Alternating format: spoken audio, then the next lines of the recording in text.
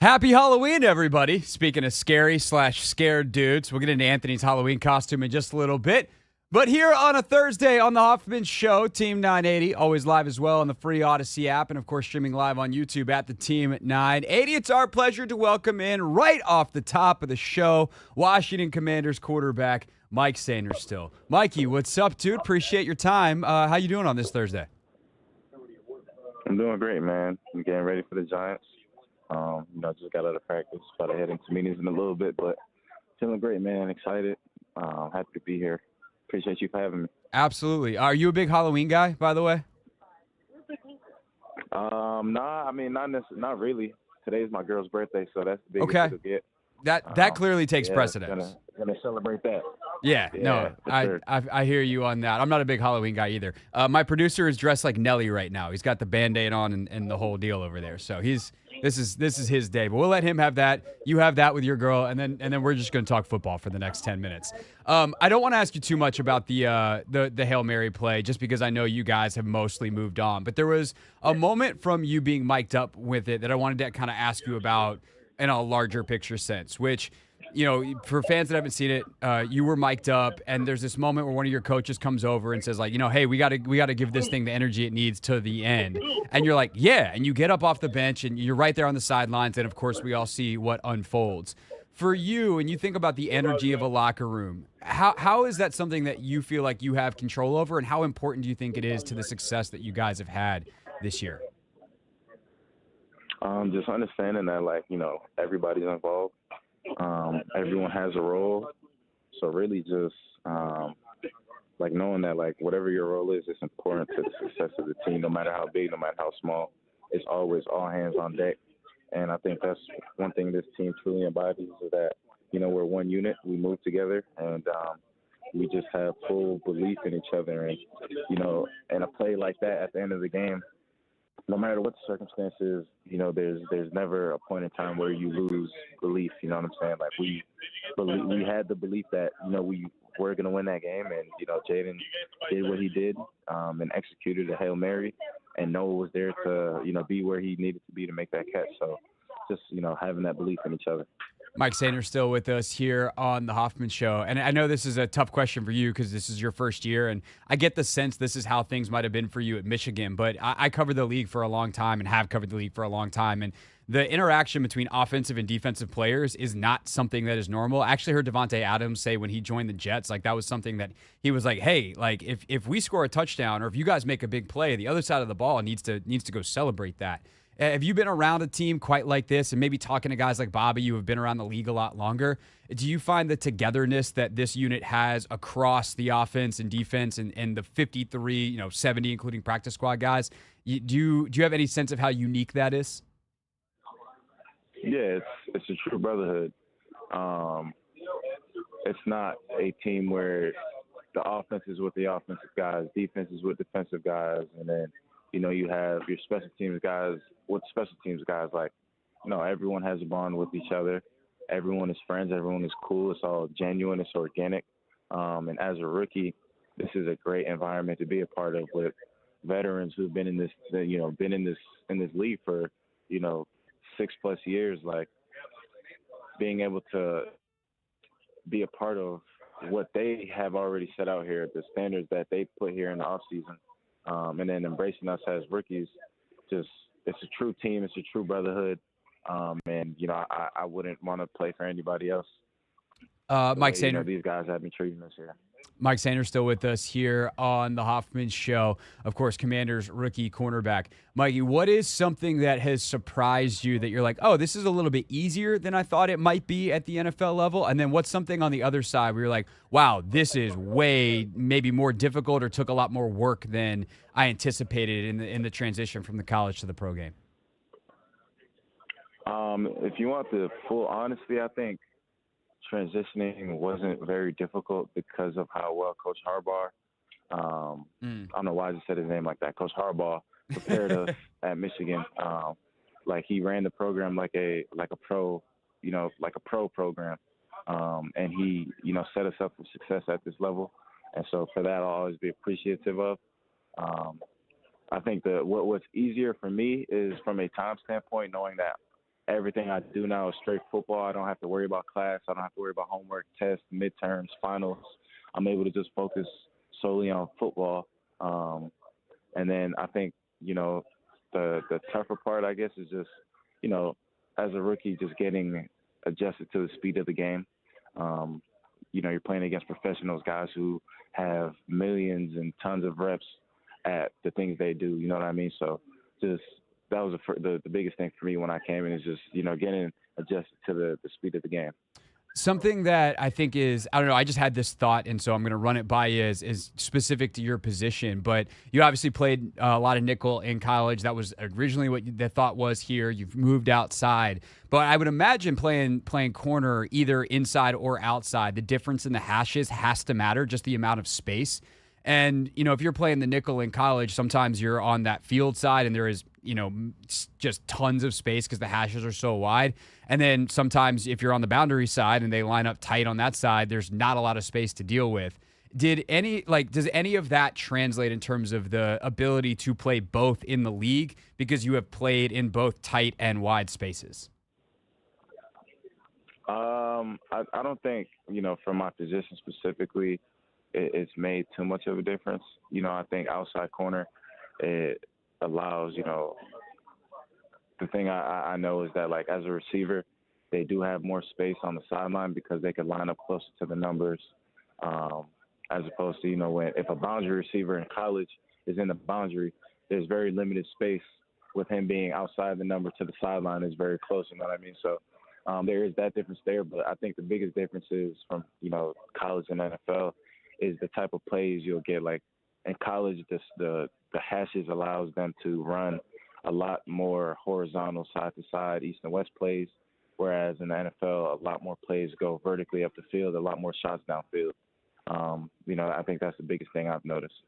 Mike Sainristil with us here on the Hoffman Show. What's something that you have really enjoyed about playing under Joe Witt? He's a guy that has a long history with, coaching up the secondary, so that's kind of his baby. Obviously, you have great coaches in Tommy Donatel and on down the list as well. But what's something about Joe that people should know and that you really appreciate? He is a phenomenal coach, and his resume speaks for itself. But what I love about him is that he lets us get after it. He's gonna make calls that put us in position to be successful as a defense. He has full trust in his players, and I can't speak for everybody, but from what I'm seeing, there's not one person on this defense that doesn't enjoy playing for him. So he's a coach that I'll go in every single day wanting to get better with and wanting to win with and win for, play for. Two more questions for Mike Sainristil here on the Hoffman Show. First one, just I know you can't give too much away here, but how different is it prepping this week, going against an opponent for the second time, for the first time in your career, and obviously the first time this season, compared to the weeks of prep leading up to this point? Just because it's our second time, we focus on the things that they where they were successful against us the first time, and just being able to correct those mistakes, and then of course just seeing what they've been doing week to week against different opponents and what success they've been having. But at the end of the day, it's always going to come down to what calls our coaches give us and how well we can execute those calls. And then just knowing that, all right, we're playing our second time divisional game, like. The stakes are always much higher when it comes down to divisional opponents. So we just have to be, ready to go on Sunday and just be ready to execute 4 quarters. Yeah, Mikey, I know do you have time for one more quick question, or are you like literally about to run into a meeting right now and I don't want to make you late? I have time for one more quick one. Okay. You mentioned Coach Harbaugh earlier. This is a total fun one, non-specific to things now question. You mentioned Coach Harbaugh. We have heard all kinds of crazy stories about him over the years, including this year, him going in ice baths and full khakis and garb and the whole thing. What's your funniest, favorite go-to Jim Harbaugh story? My funniest, honestly, I think it would have been this past winter after the Natty. him keeping his promise to getting the 15-0 tattoo after the national championship. That's a pretty good one. Yeah, coaches getting tattoos, especially him. He doesn't seem like a big tattoo guy, personally. But Nah, not at all. He definitely. I'm surprised he stuck with it, and he let Trevor Keegan take the tattoo gun and shade out one of the numbers, but it was cool to see. It was funny. You know, we were in there just all laughing at the moment. It was real funny. how do you handle the tattoo gun? He handled it pretty well. I could just see him being super stoic. This is a man that takes ice baths in khakis, so, you know, it is what it is. Mikey, appreciate the time, man. Best of luck this weekend and the rest of the season, and hopefully we'll talk to you again down the road. Appreciate you. All right. Thanks for having me. Yeah, absolutely. That's Mike Sainristil with us, everybody, here on the Hoffman Show, Commander's Corner. That's why you never be late to the show. You never know what you might miss. Appreciate Mikey's time for sure. And when we get back, we dive headlong into our big topic of the hour here on the Team 980. The Commanders are sitting at 6-2. That's very, very good.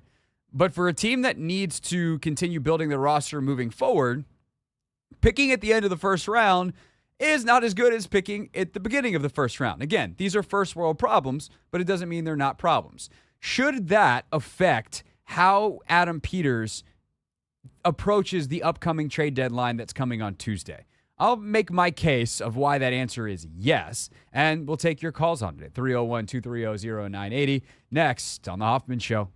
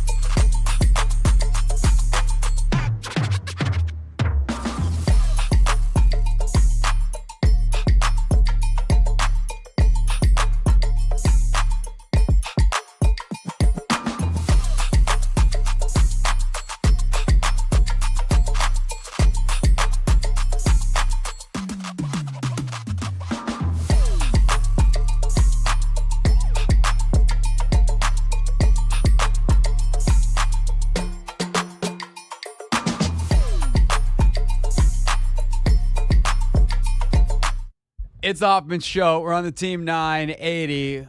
Always live as well on the free Odyssey app. Streaming live on YouTube, where you can't hear the fact that Anthony is playing Nelly right now, but he is. And of course, we're live on the radio and on the Odyssey app, where people can hear the Nelly but can't see Anthony dressed up as Nelly in this particular song's music video. You like my costume?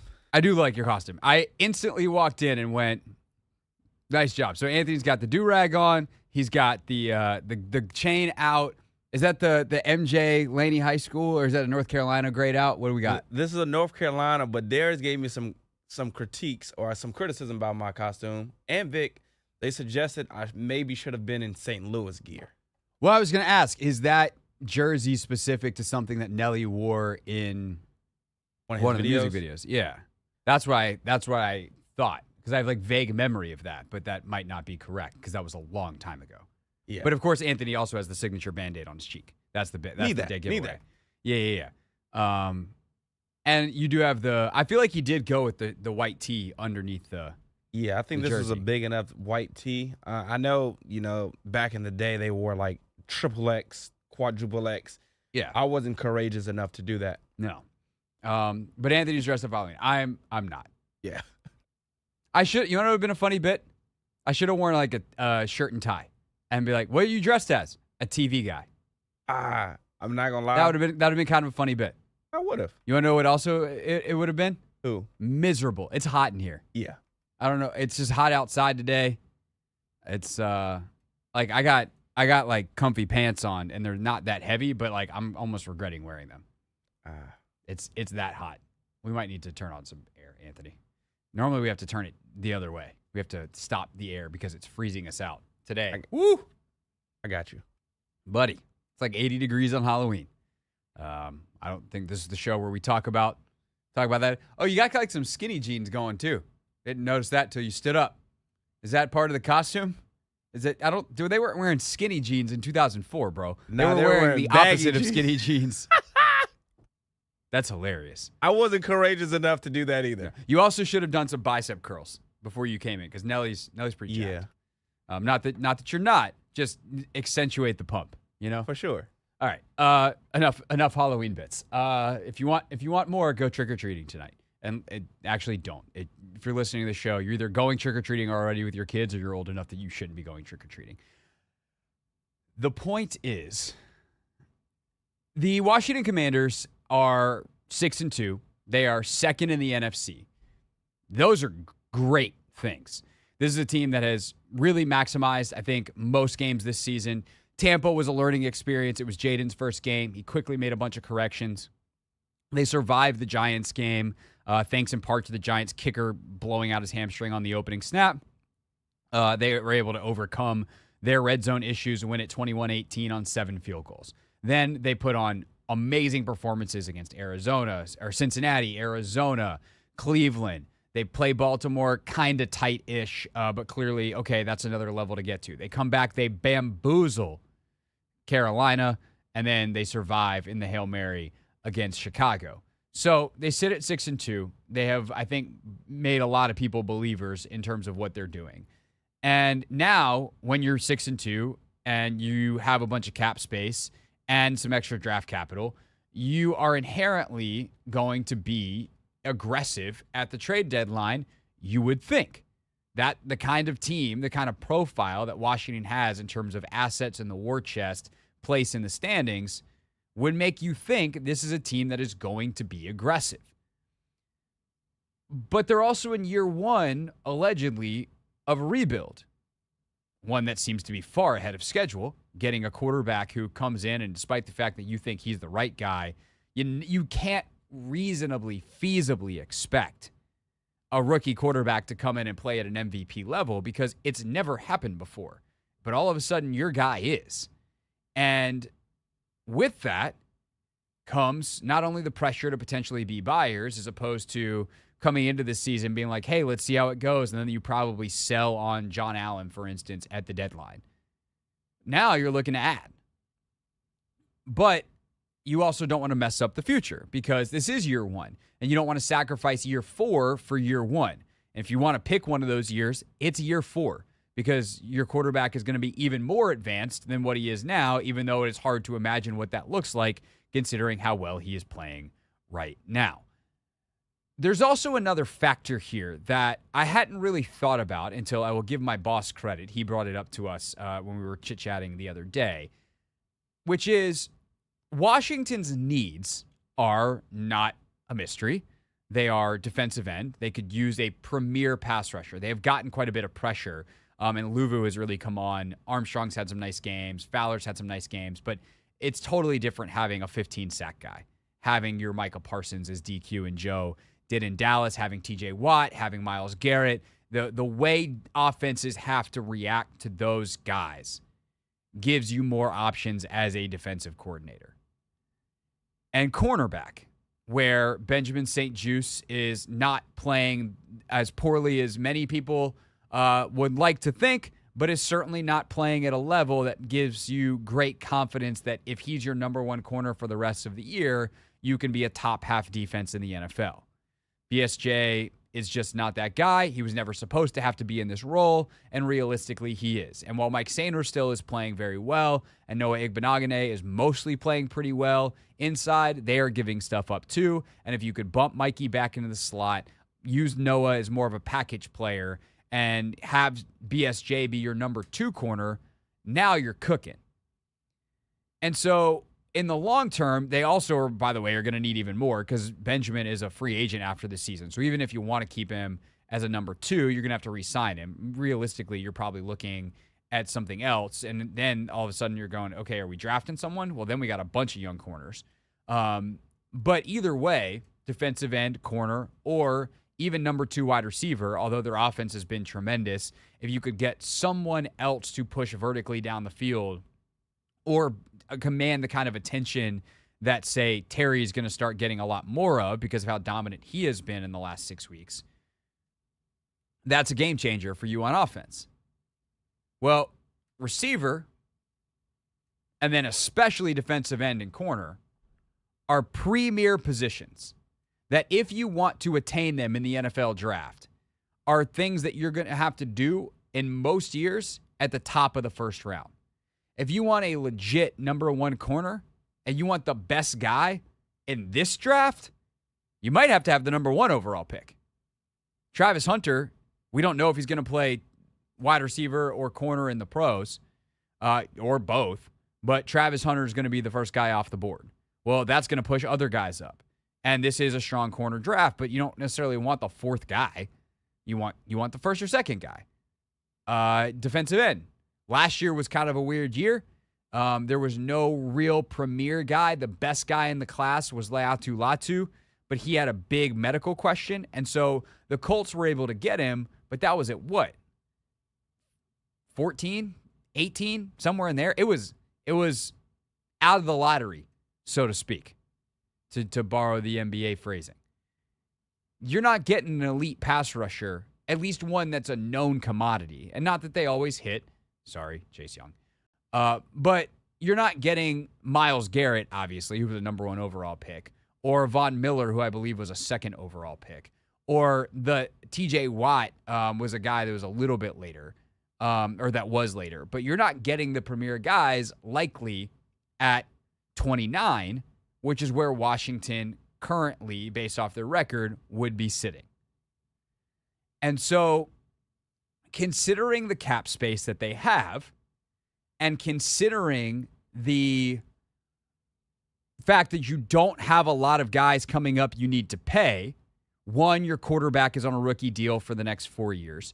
2, because the previous administration's first-round picks are basically all gone.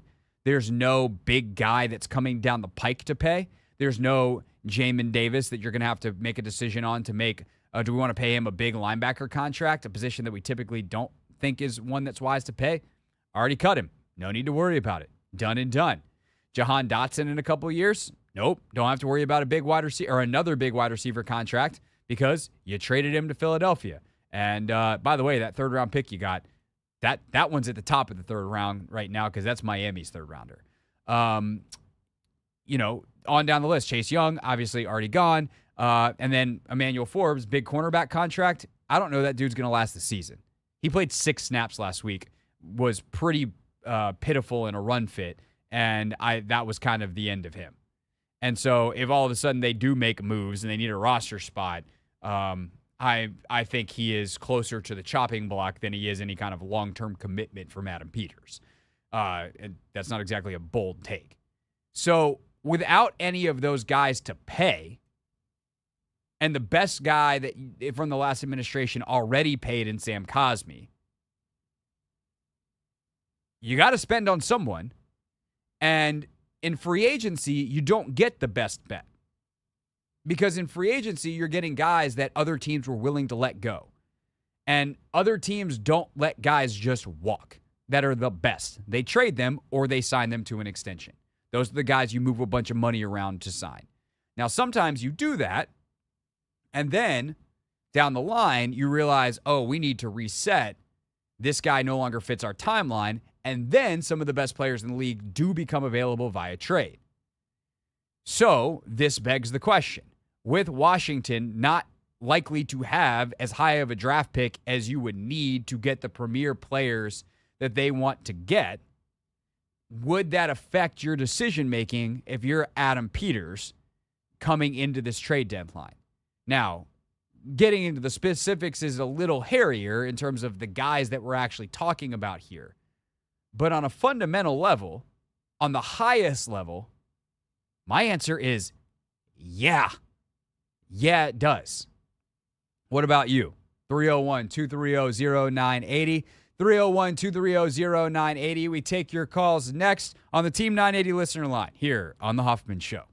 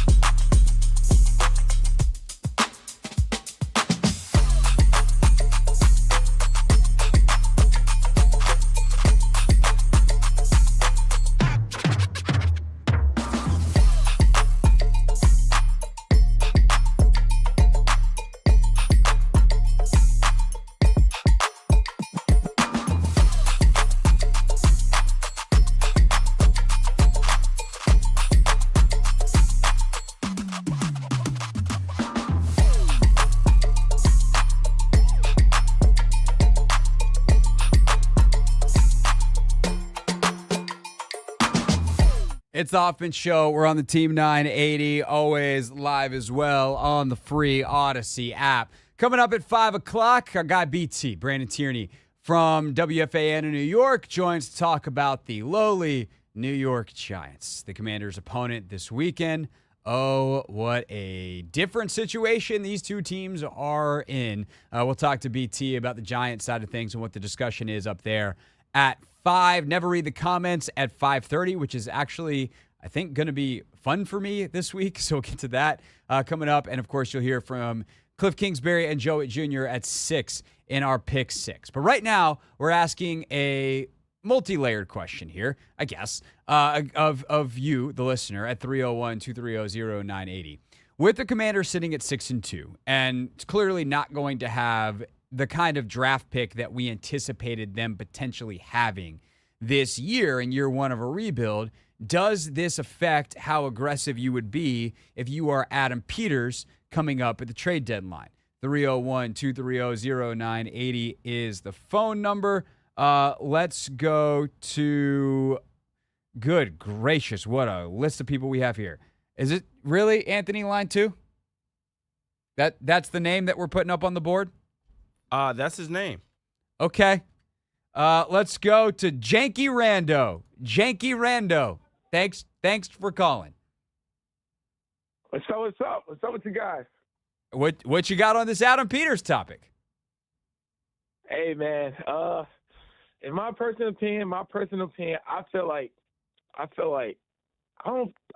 just based off Adam Peters' draft class from going back to the 49ers days and then obviously coming here, I feel like he shouldn't be that much aggressive. I mean, obviously, we're going to have like a little late round pick this year, you know what I'm saying? Obviously for our good record. So, I mean, if you think about it, AP do have a good eye into drafting good players at the right spot, if you think about it, So I feel as though like we should go a little aggressive in the trade by the trade deadline, get some pieces that we need, and then we'll still be good by the time we get to the draft for this offseason. All right, thanks, man. Appreciate the call. And yeah, I mean, I think this is the balance, right? You trust Adam Peters to pick the best player that he can, but can he find the blue chips down the draft? I mean, maybe. But if you can get a guy who is a bona fide NFL star that works within your system, which is, of course, the only kind of player that they're going to get. They're not just going to go talent hunting. And they're not going to give up a whole lot in return, potentially, because some of these trades are pretty wild. And I think a lot of them are contract-driven where, okay, hey, we're taking on a lot of money here. Maybe we can soften that. Or some teams play that the other way of like, hey, we had signed this guy for multiple years. It's going to take a lot more as opposed to what you would give up for a rental. So that's something that does fluctuate a bit up and down in terms of the trade value. But I think you have to be checking under every single rock to see, hey, I know this guy's great for you, but is he available? No? Okay. Buzz off. Thanks. All right. Sorry. Hey, GM over here. Is your best player available? Like, I kind of think you got to make those calls. Let's go to Ford. Ford, thanks for calling. You're on the Hoffman Show. Craig, how you doing, buddy? I'm good, Ford. How are you? Good. Down here in Southwest Florida. Hey, yeah, I think, Adam should, and I'm sure he is making those phone calls, but, it's kind of adding to what you just said there about within their system. He's got to be their type of guy, right? He's got to have a commander tag because, I think Noah Brown is a great example. He came in a little bit late, but Dan knew him from Dallas, and he knew what type of person he was, right? Not just a star football player or he's an edge rusher or he's a cornerback. He's got to be a commander, right? So that's the caveat I would throw in there. So between, if Adam knows somebody or Lance Newmark or Dan from their past journeys, absolutely. He doesn't have to be a star name, I guess is my point.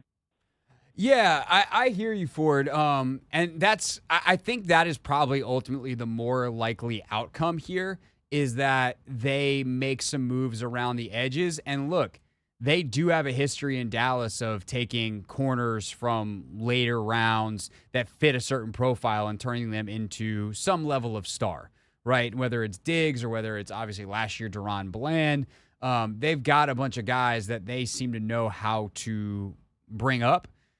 The thing is, though, we're talking about centerpieces for multiple years. And maybe they can find a diamond in the rough. Maybe there's some third rounder that Adam has loved that he talks to Joe about, and he's like, hey, what do you think about this cat? And Joe's like, oh my God, I wanted him so bad 2 years ago in the draft. I want him, get him, like, let's do it. And maybe that guy becomes a stud. But I do think you have to consider trading for a bigger name, because the names are obviously the star players here. It's not about name value and, star power. It's about quality of player, because that kind of guy is going to be harder to get. And if you get a guy, and I'm going to use a name here that I actually don't want them to trade for probably anymore, sadly, because he just picked up his 6th career concussion. But Denzel Ward is a name that has been bantied about, right?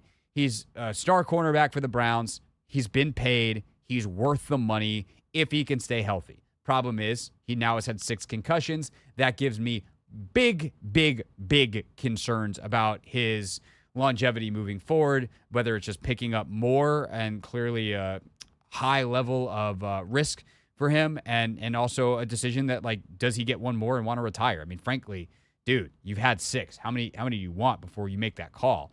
That's really scary stuff on a very serious note. But if a guy like Ward is available and it costs you a 3rd-round pick, I have to think about it. 2nd-round pick even. I have to think about it, because now I do know that I need players that are better sooner than I thought. If Jayden Daniels is this good now, I don't want to waste years of him being this good. And I only have so many of them while he is on a rookie contract. And so basically anybody you trade for, no matter if they signed a 4-year deal this year, those players are still going to be on that contract. One, then most of them have outs after 3. 2, they legitimately, even if they play out the contract, will not affect your ability to re-sign Jayden Daniels moving forward. And like I said earlier, there is no one currently on this roster that's not already making some money, a.k.a. Terry, who is going to have to get paid big money soon. Terry's making big money. You're probably going to need to extend him and pay him even more money. But we're talking about a plus somewhere between $2 and $5 million a year for a couple of years on the cap, and that's going to be a 2 to 3 year extension, right? Terry's almost 30. So you're not going to pay him a 5-year extension at this point in his career. And if you hear something like that, there's a lot of void years on the back end of that deal, and they're playing cap gymnastics. But realistically, you have a window here where you can take on a star. And that star, you have to understand why they're available. You have to hope that that reason is because they don't fit the timeline of their team, or it's, the best thing that I think could happen for this team and is a guy like Myles Garrett goes, get me the hell out of here in Cleveland. And like all of a sudden you go, okay, we can afford to take on Myles Garrett's contract. Most teams can't. Myles Garrett sees what they're building here and is like, I want to be a part of that. And you wind up with the best defensive player in football on your roster. Something like that, I would give up. Tell me I got to give up the 29th pick, or shoot, they go on a 2-game losing streak at some point. It winds up being the 22nd pick. I'm giving that up for Myles Garrett every day of the week. So that's the kind of deal that I think is obviously, look, selfishly, it's better for us in the media. Like, if all of a sudden you get an alert on your phone that says the Commanders traded for Myles Garrett, you're going to tune into the old radio show. You're going to want to know what Logan thinks on Take Command. I realize that's better than even his teammate, Zadarius Smith, who is probably far more likely to be traded. But I think to me, it's important to acknowledge how hard it is to get that kind of guy, and that is going to maybe cost a lot, and that I would be willing to listen to those things in a way that I would not have been 3-4 weeks ago. It is also worth mentioning it is probably more likely that they go after the Zadarius Smith level player or someone even farther down to simply supplement what they have, provide depth, or maybe even slightly upgrade, because moving around the margins in ways that are smart is very much in line with the skill set that Adam Peters has. But it's also the guy that did the Christian McCaffrey trade. Like, he can do it all. But it seems much more in line with kind of what their philosophy has been so far in terms of how they treated free agency and some of the decisions they made around roster time and some of the pieces that they've added here in the middle of the season. Take more of your calls on this next at 301-230-0980, 301-230-0980. Your calls continuing next on The Hoffman Show.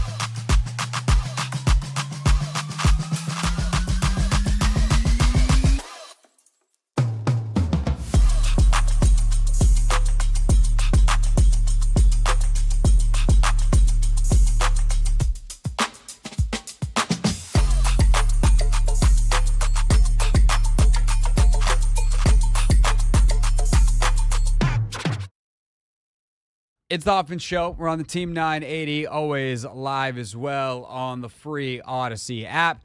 Streaming live on YouTube at the Team 980. Brandon Tierney going to join us coming up in just a few minutes. But right now we're taking your calls on how aggressive you want Adam Peters to be next week based off the fact that the Commanders might not have the draft capital and assets that we thought they would going into the season. 301-230-0980. Let's go to Doug. Doug, thanks for calling. Thanks for waiting. You are on the Hoffman Show. Thank you for taking my call, Craig. You got it. Yeah. If you would have asked me this like 4 weeks ago, I would have said yes, that around the deadline he does need with a lack of edge presence and the cornerback room being subpar. But after seeing the last few weeks and seeing how Dan Quinn has really and Joe Witt has really empowered the D-line and these corners, like I don't feel the need to be that aggressive. Bringing in a 32-year-old pass rusher like Zadarius Smith doesn't move the needle much for me. I could see why they would add depth, but I'm seeing from Adam Peters' perspective his long-term plan. I don't see how adding him brings anything. And it's also a factor of why not just wait until free agency and not have to give up draft capital. Because I feel like a lot of those free agent cornerbacks or edges are going to want to come here to see how successful with how impactful Jayden is as a player, and then how Dan Quinn's defense is improving everybody around. So I'm saying why not just wait and not have to waste the draft capital, but keep taking calls for sure. Well, one, thanks for producing the show, Doug. Two, I think that it depends on what kind of player we're talking about here. And this gets to one of the core pieces that I talked about a little earlier, which is that the best players in the league never get to free agency because teams do one of three things with them. They re-sign them and keep them, they re-sign them and trade them, or they franchise them. And then I guess 3A and 3B is keep or trade. But it is extraordinarily rare that a true impact player makes his way to free agency because those are the guys that teams re-sign. And so, yes, theoretically, could you go sign Zadarius Smith this offseason when he's a free agent? Because I'm pretty sure he is, which is why he's in all these discussions. Yeah, you could, but that doesn't help you in this season. Yeah, you got an extra draft pick. But maybe you're a pass rusher short of getting to the NFC Championship game or winning the NFC Championship game. If you think you're really that good, then isn't that worth a 6th-round pick? I would say so. But I also get the other side of that coin, which is, we don't need to do that right now. Okay, fine.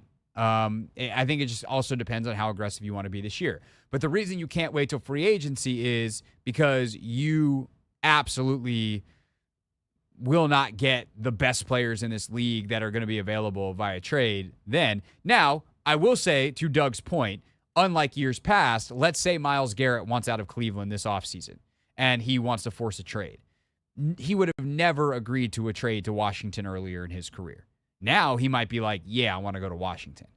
And at that point, both you and your trade partner know what the draft picks are. Right now, you're betting that this is going to continue and that things will go well for you and that draft pick is not going to be very good. But we also don't know that. So certainty in the offseason, it's just, well, then you forfeit any potential improvement this season. Let's go to, I'm guessing this AP is not Adam Peters. If this is Adam Peters, then great. But let's go to AP here on the Hoffman Show. Yes, good afternoon, Hoffman. I'm currently behind the desk trying to shake things up. No, it's just AP, regular old Joe. Yeah. So there's that saying, the rich just keep getting richer. Like, when I look at teams like Philly, who have stacked up their teams, like, going after Saquon Barkley, I mean, I'm sure it cost them something, but in hindsight, we look at that trade, and we look at the Giants, and we're like, why'd you let that guy go? Because, like, he was probably the main guy that was, well, not probably, he was the main guy that was a thorn in Washington's side. I can't speak for other teams, but he was definitely between being in tandem with Daniel Jones with the run threat. He was a thorn in our side. So, I say that to say, like, I look at the Bills, they get Amari Cooper. D-Hop, he's a little old, he's a little long in the tooth, but maybe he could be an impact player. I guess I'll say, like, if it makes sense, do it. But I'm pretty sure, as they say, you got to give up something to get something. And it's got to make sense for both organizations. And if, for Adam Peters, if it's just too rich for his blood, you know, I'll stick with what we got and just see, like, who's hungry on our team. And maybe they like what we got in-house, and maybe they're not even hard-pressed to make a trade because of what we have. You know, we have Olamide Zaccheaus. You know, maybe he's hungry. Maybe he's chopping at the bit. You know, he's not a premier number 2, but he's making plays. At cornerback, you know, St. Jude's, he's notorious for grabbing and causing penalties and whatnot, but he's still okay. You know, he's still there in the picture when the ball gets thrown in his direction. So he's not totally out of sorts as a corner. But, you know, like they say, the rich keeps getting richer. We're doing good. If we can add a few pieces that could take us over the hill and it makes sense, I say do it. All right, AP. Yeah, no, appreciate the call. And, this is kind of the thing. In some ways, I will admit, this is a very silly topic. Because if the trade is good, then they should make it. This is not saying they should go be reckless. By no means should they be reckless. But I think what is more open is your window of what is good for the team. To me, that's where I ultimately land on this, is if you are the Washington Commanders, what you thought was worth it and worth giving up 4 weeks ago compared to what it is right now are two different things. The idea of giving up a second-round pick in week 2 after you barely scrape by against a kickerless Giants team, that felt ridiculous. Now, for the right guy, I don't know who that guy is necessarily, but for the right guy, I'd have to consider it. And that is something that I think is illustrative of what we're talking about here, is because your timeline seems to have so dramatically shifted of, hey, hopefully we're good by year 3. Now it's like, I don't know, how good can we be this year? We definitely want to be good in year 2. Then year 3, 4, 5, we want to continue to build it. So we're not sacrificing super long term, but we want to make sure we maximize each and every year of Jayden Daniels. Then, and he's ready to be maximized right now, then it has to change your equation. We'll take more calls later on in the show. Coming up next, though, Brandon Tierney from WFAN in New York joins us here on The Hoffman Show.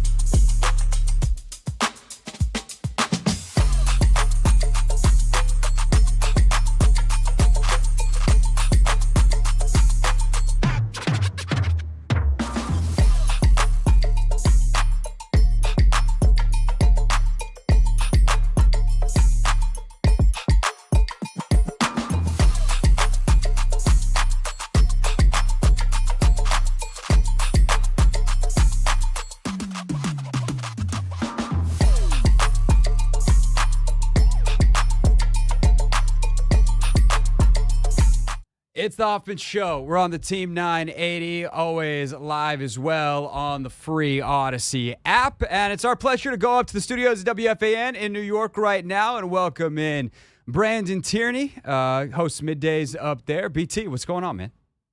Representing Queens. She was raised out of Brooklyn. I like the music, man. What's going on, guys? And he does a good job over there. Although he's repping St. Louis today. He's dressed like Nelly for Halloween. So I don't know if you. All right.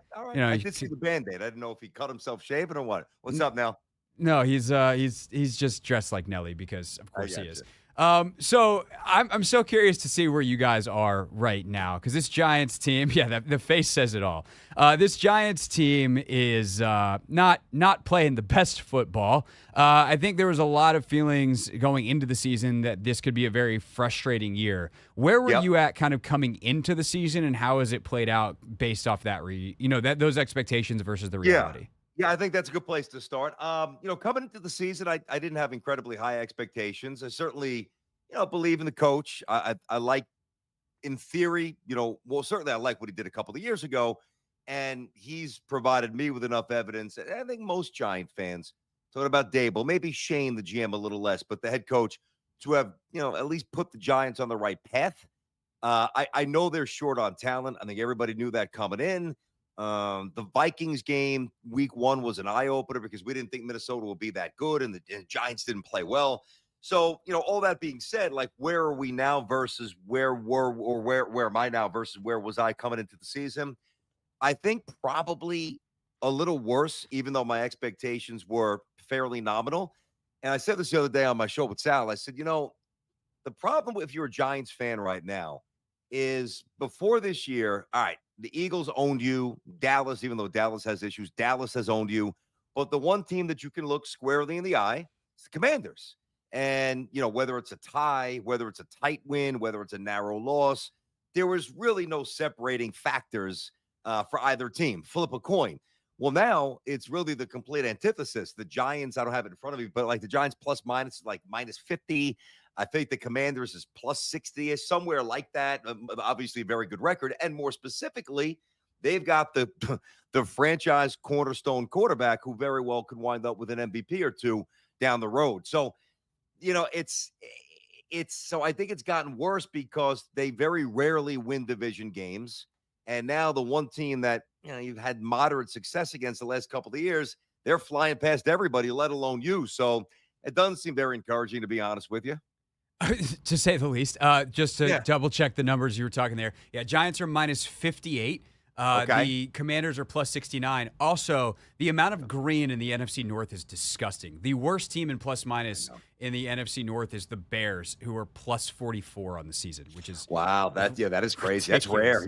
You don't see that too much. No, but also the way the NFL schedule works, eventually those teams will have to play each other twice. So we'll see how that goes later on in the season. Brandon Tierney is with us from WFAN in New York. And I think the thing that's interesting about the Giants is you can look at some of the moves they made and go, oh, this is good. But you see the difference, obviously, here this year, how much a quarterback matters. And for Daniel Jones, not playing good football. Jayden Daniels is somehow playing at an MVP level as a rookie.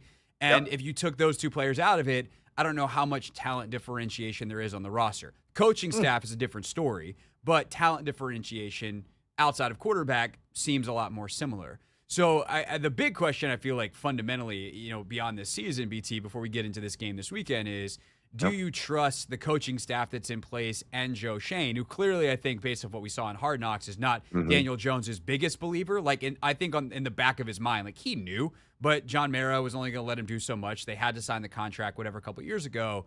Yep. But when you hit the reset button, is this staff the one that should get to reset it? My answer is more yes than no. But I'm not fully convinced. I mean, listen, I'm more yes than no.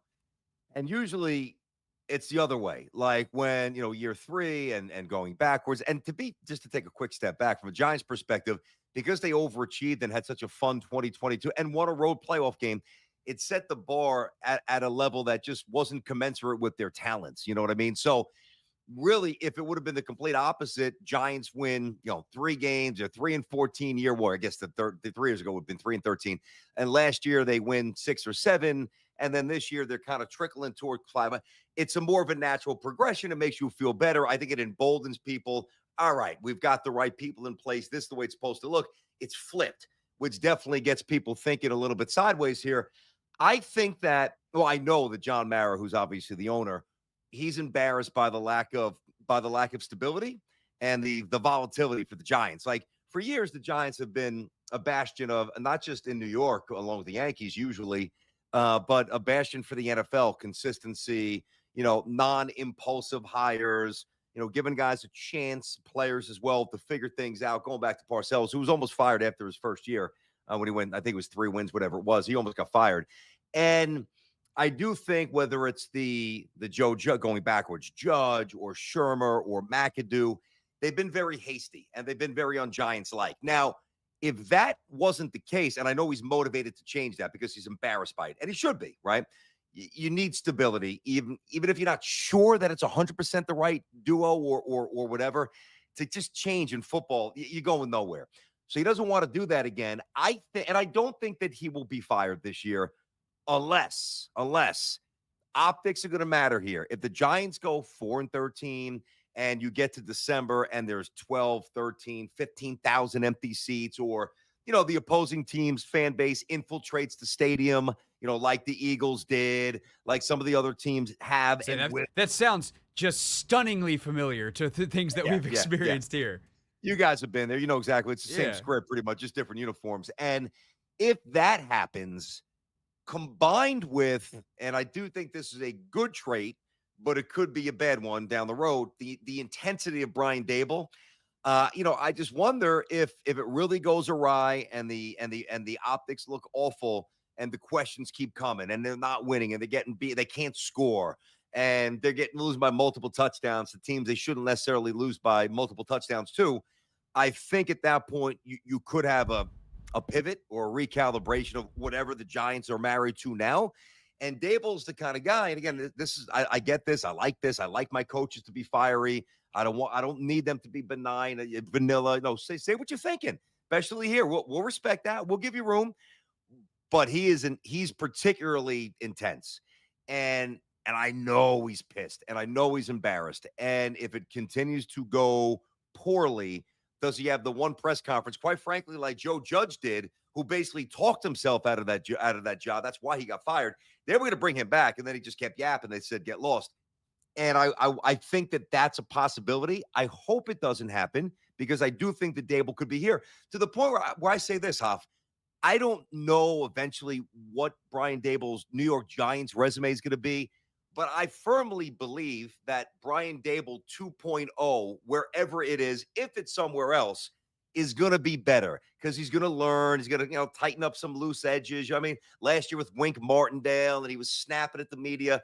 Like, once he polishes a few things up, I think he could be a great coach. I really do. But no, I'm actually glad you brought that up because I'm a big fan of both Daboll and Kafka schematically. Like, they are watching them on film, and I'm lucky enough to get to do that, not only myself, but with a guy in Logan Paulson who played 10 years in the league for the podcast that we do. And, like, we do these rankings every offseason of in the division. We rank position groups, but then we also go and rank the coordinators. And that's probably my favorite show because Logan just is a gigantic football nerd who happened to be 6'5" and 280 pounds and smashing his helmet into people.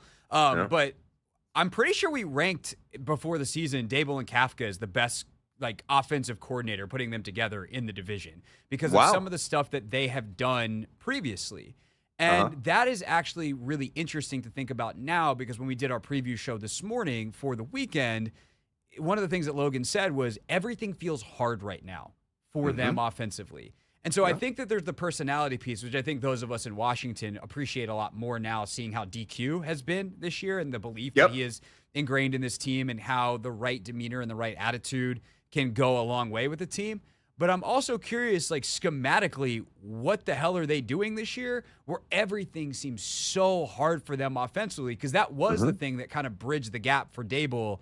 So I'm kind of curious that both sides, how much of his intensity is impacting the poor play this season and maybe the locker room not being all the way bought in or on the same page or whatever, and how much of this is schematically maybe some teams have figured out what they're doing and they just don't really have good answers. I don't think it's the intensity. So let me just scratch that off the list there. I think his players I think he's a guy's guy. I think you can you can sit around the locker room. Not that, of course, you've got to have separation as a coach. You're not sitting there like you're all Sure. boys. I get that. But I believe when he strolls through, he has raw and honest conversations and I think even though he's not young, I think he projects young. He projects a certain coolness, a certain edge that I think is relatable to younger athletes. I do. So it's not that. Now, I have a question for you before I answer the second part of that equation. When you guys were ranking the duos and all the other different checkpoints that you go through, where'd you have the Giants offensive line in the division? Not very high, which Exactly. of course gave us a lot of, worry because Bobby Johnson wound up coming here. But that's kind of the thing that's interesting, right? Is Washington, we didn't have very high either. Yep. And the Okay. way that Cliff has been able to insulate that offensive line is something that Dable has been able to do at times in the past. I mean, their injuries, as you well know, right? Their injuries were so horrific the last couple of years that there's almost nothing a coach could do with some of that stuff. But Agreed. I think the way that they made things easy for Daniel with some of the quarterback run stuff and some of the easier throws, just like getting the ball out of his hands quickly at times was where that was really impressive the last couple of years. And this year it's just like they Well, can't. but And think obviously about this. Saquon also makes it easier, and maybe that's where you were about to go. Oh, that's where I was going. Yeah. Not that Saquon didn't have, and he's an amazing player, but wasn't perfect. Very few are. He would dance and he would get a lot of plays that were negative and set you up behind the chains a little. Now he'd burst one and bust one and he'd wow you with some open field moves, but he wasn't perfect. But what he was when the Giants came out of the tunnel, there was one guy that you looked at and you're like, this guy can wreck our day. From a coordinator's perspective, the guys know it because talent knows talent and talent knows a lack of talent. League-wide respect and attention given to Saquon. So once that element's pushed aside, now it's purely schematics, it's protection, and now it's really an illumination of what can the quarterback do to elevate. And the answer is nothing. I mean, I just cut to the chase. There's nothing. Now, if everything's perfect with Daniel Jones and he's not asked to throw it, I mean, more so last year with Saquon, not throwing it 35, 40 times, which is never going to be good for Daniel Jones anyway. But, 26, 24, he runs it 5 or 6 times, a little bootleg, a little fake keeper, whatever it might be. Now you got people guessing, and now they guess wrong. Bang, Saquon for 50. Now suddenly an average receiver or an average tight end is open because now they got to worry about Barkley and Daniel Jones, who is a good runner, gashing you. Now you take away Saquon, and now you get back to the core element. And, you can have the most sophisticated, innovative, forward-thinking playbook.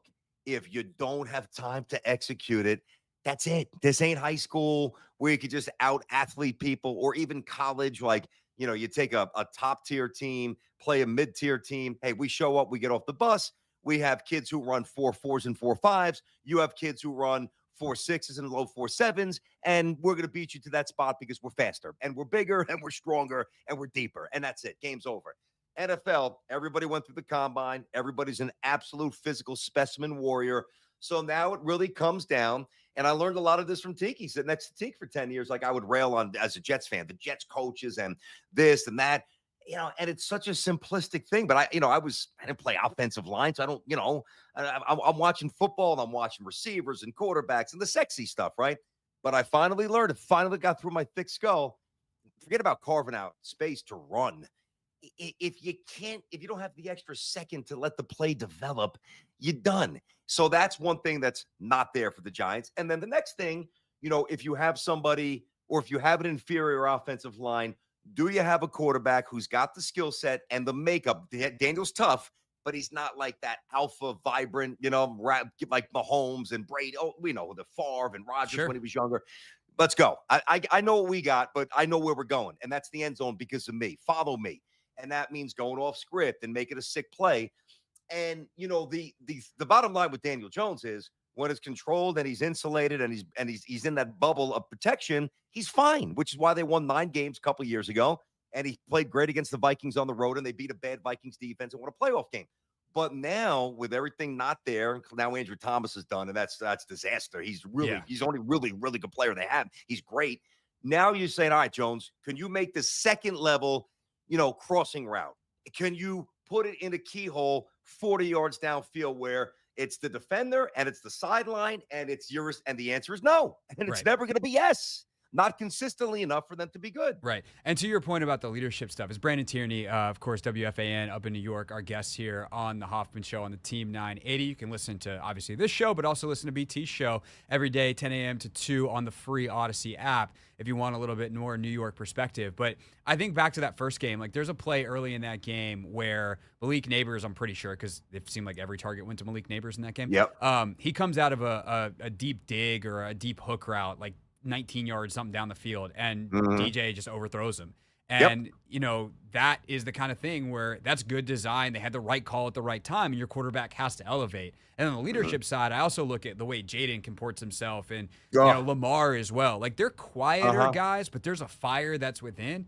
And I think that the comparison doesn't have to be in your face, but it has to be that sense of belief where last week here, you got a bunch of dudes, even the defensive players on the sideline going, I don't know, he's got to throw the ball 65 yards in the air, but we got a chance until that final whistle blows. And I just get the sense watching the Giants offense, like that sense of belief, and whether it came from a guy like Saquon, because we could pitch it to him and who knows what happened, or it comes from your quarterback, I just don't get that sense watching it, and I don't know where you find it in the middle of a season.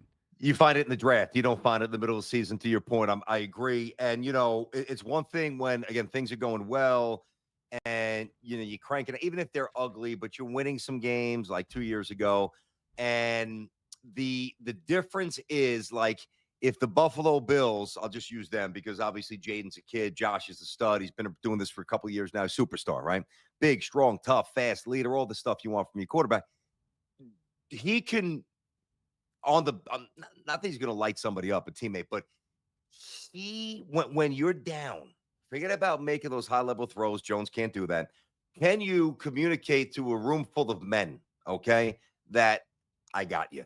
And whether it's F-bombs or however you communicate it, right?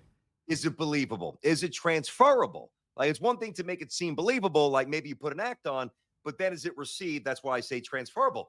And listen, I know that Daniel Jones is respected. He's a smart guy. Several times going back to the Dallas game where he banged up his neck. I mean, he puts his pads down and he seeks contact, and he ripped up his knee a year ago, and he's always coming back and asking for more. He's like a proud boxer who is never going to be the champion, but you just respect him because he's hanging on to the ropes. You know what I mean? He's not getting knocked out. And I think that's a good delineation too, right? Like, you can have respect for guys while also going like, yeah, but he's not that good. Yep.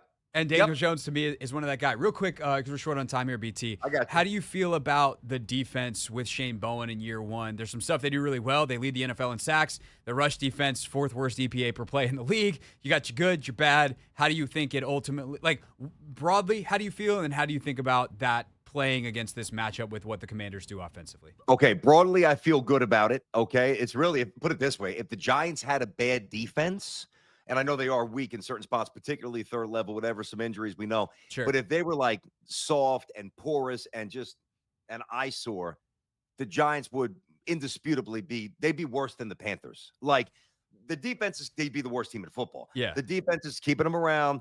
Dexter Lawrence is an absolute superstar. I like the Burns trade. Now, I don't know if I do like it, and I do like him.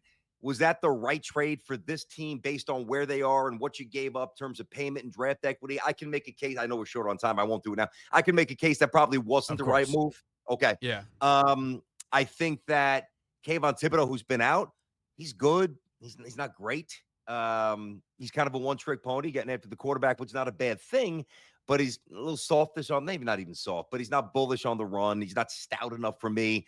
I think that with Wink Martindale, being forced out, that disintegrating, it could have gone. They could have gotten bad. I think they hired the right guy. I think they're giving them a chance to win. The problem, though, is the season goes on and morale is lost. And even if the defense doesn't say this to us I have a couple Giants. I have Giants on the show weekly. Sure. Like, they're not going to say this because they're professionals, right?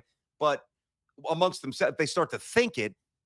Exhausted. It's week 9 and the offense is doing nothing, and they might say it behind closed doors and you might get a little contentious, but once that starts to happen, I think the grip that the defense has on the season, which has been fairly strong and resolute so far, it starts to weaken by the week, and suddenly instead of losing 17-10, it's 27-6, And then you just don't know where it goes, which is back to the beginning of the conversation. And Dable, optics, what does it look like? I think he's good. I think he'll be back. But there's still a chance that this thing unravels, especially if you guys light him up. And by the way, a good chance that you will. I mean, let me ask you, what do you expect? Give me a broad score. If you didn't make your prediction, that's fine. But in your mind right now, what are you thinking? I think that Washington should win this game like 30-14 or something like that. Like, I just think that their running game is so good. That is where the Giants struggle. They kicked 7 field goals and didn't punt the first time. They've got to be better in the red zone, obviously, but I think they've already shown they can move the ball on this team, and that's supposed to be the Giants' strong point. And the Commanders' defense has only gotten better since week 2. So it's the NFL. Who knows? Any given Sunday. We saw that last week. If you look at our picks from last week, that wasn't as pretty as we normally like it. But I do think Washington is. I think Washington is clearly the better team, and 2, Washington is playing as a mature professional football team for the first time in 30 years. And so it is hard to see them having a letdown because they just haven't done that yet this year. Yeah, and I would agree with that. I wouldn't be stunned if they got 30. I might be mildly surprised if the Giants got 14 at this point. Maybe more like 10 or 13. Daniel Jones has owned the Commanders, though. He sees burgundy and gold, and he turns into a different player. So who knows? That's true, but I mean, I don't even necessarily think it's a 4-quarter game. Like 30-14, there could be 2 types of 30-14s where it's 20-14 or whatever, and then you get a little separation late, and it was you're sweating for 3 quarters, but hey, we won 30-14. And then there's the 30-14 where you jump on them, maybe you lose a little focus. Giants get a cosmetic touchdown that has no bearing on the game. If I had to pick one of the 2 outcomes, it's more that where Giants maybe score one that makes it look more competitive, but if you watch every snap, it wasn't particularly that close. Yeah, Washington's had shutouts through 3.5 quarters in 2 straight weeks. So it is. I didn't even realize that. Wow, I didn't even realize that. Yeah, it is definitely possible. So we will see. If you want more coverage from the New York side of things, WFAN, of course, has it. You can listen to all of their shows, including Brandon Tierney with Sal Laceda, every single day, 10 a.m. to 2 p.m. on the free Odyssey app. BT, always a pleasure, man. We'll definitely do this again down the road, and hope to talk to you, whether it's later in the week or later in the season. I had a good time, man. Anytime you guys have my number, hit me up and we'll do what we got to do. Thank you, Hop. Appreciate you having me on. All right, that's Brandon Tierney with us, everybody, here on the Hoffman Show. When we get back, we dive into the YouTube comments. And this week, they're actually nice to me. It's Never Read the Comments next.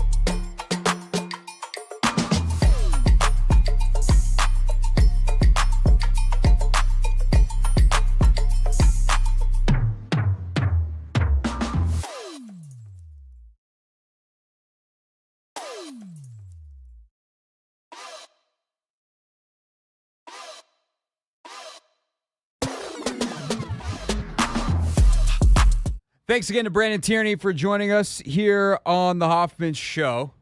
Streaming live always on the free Odyssey app, streaming live on YouTube at the Team 980, and that is particularly relevant for this particular segment.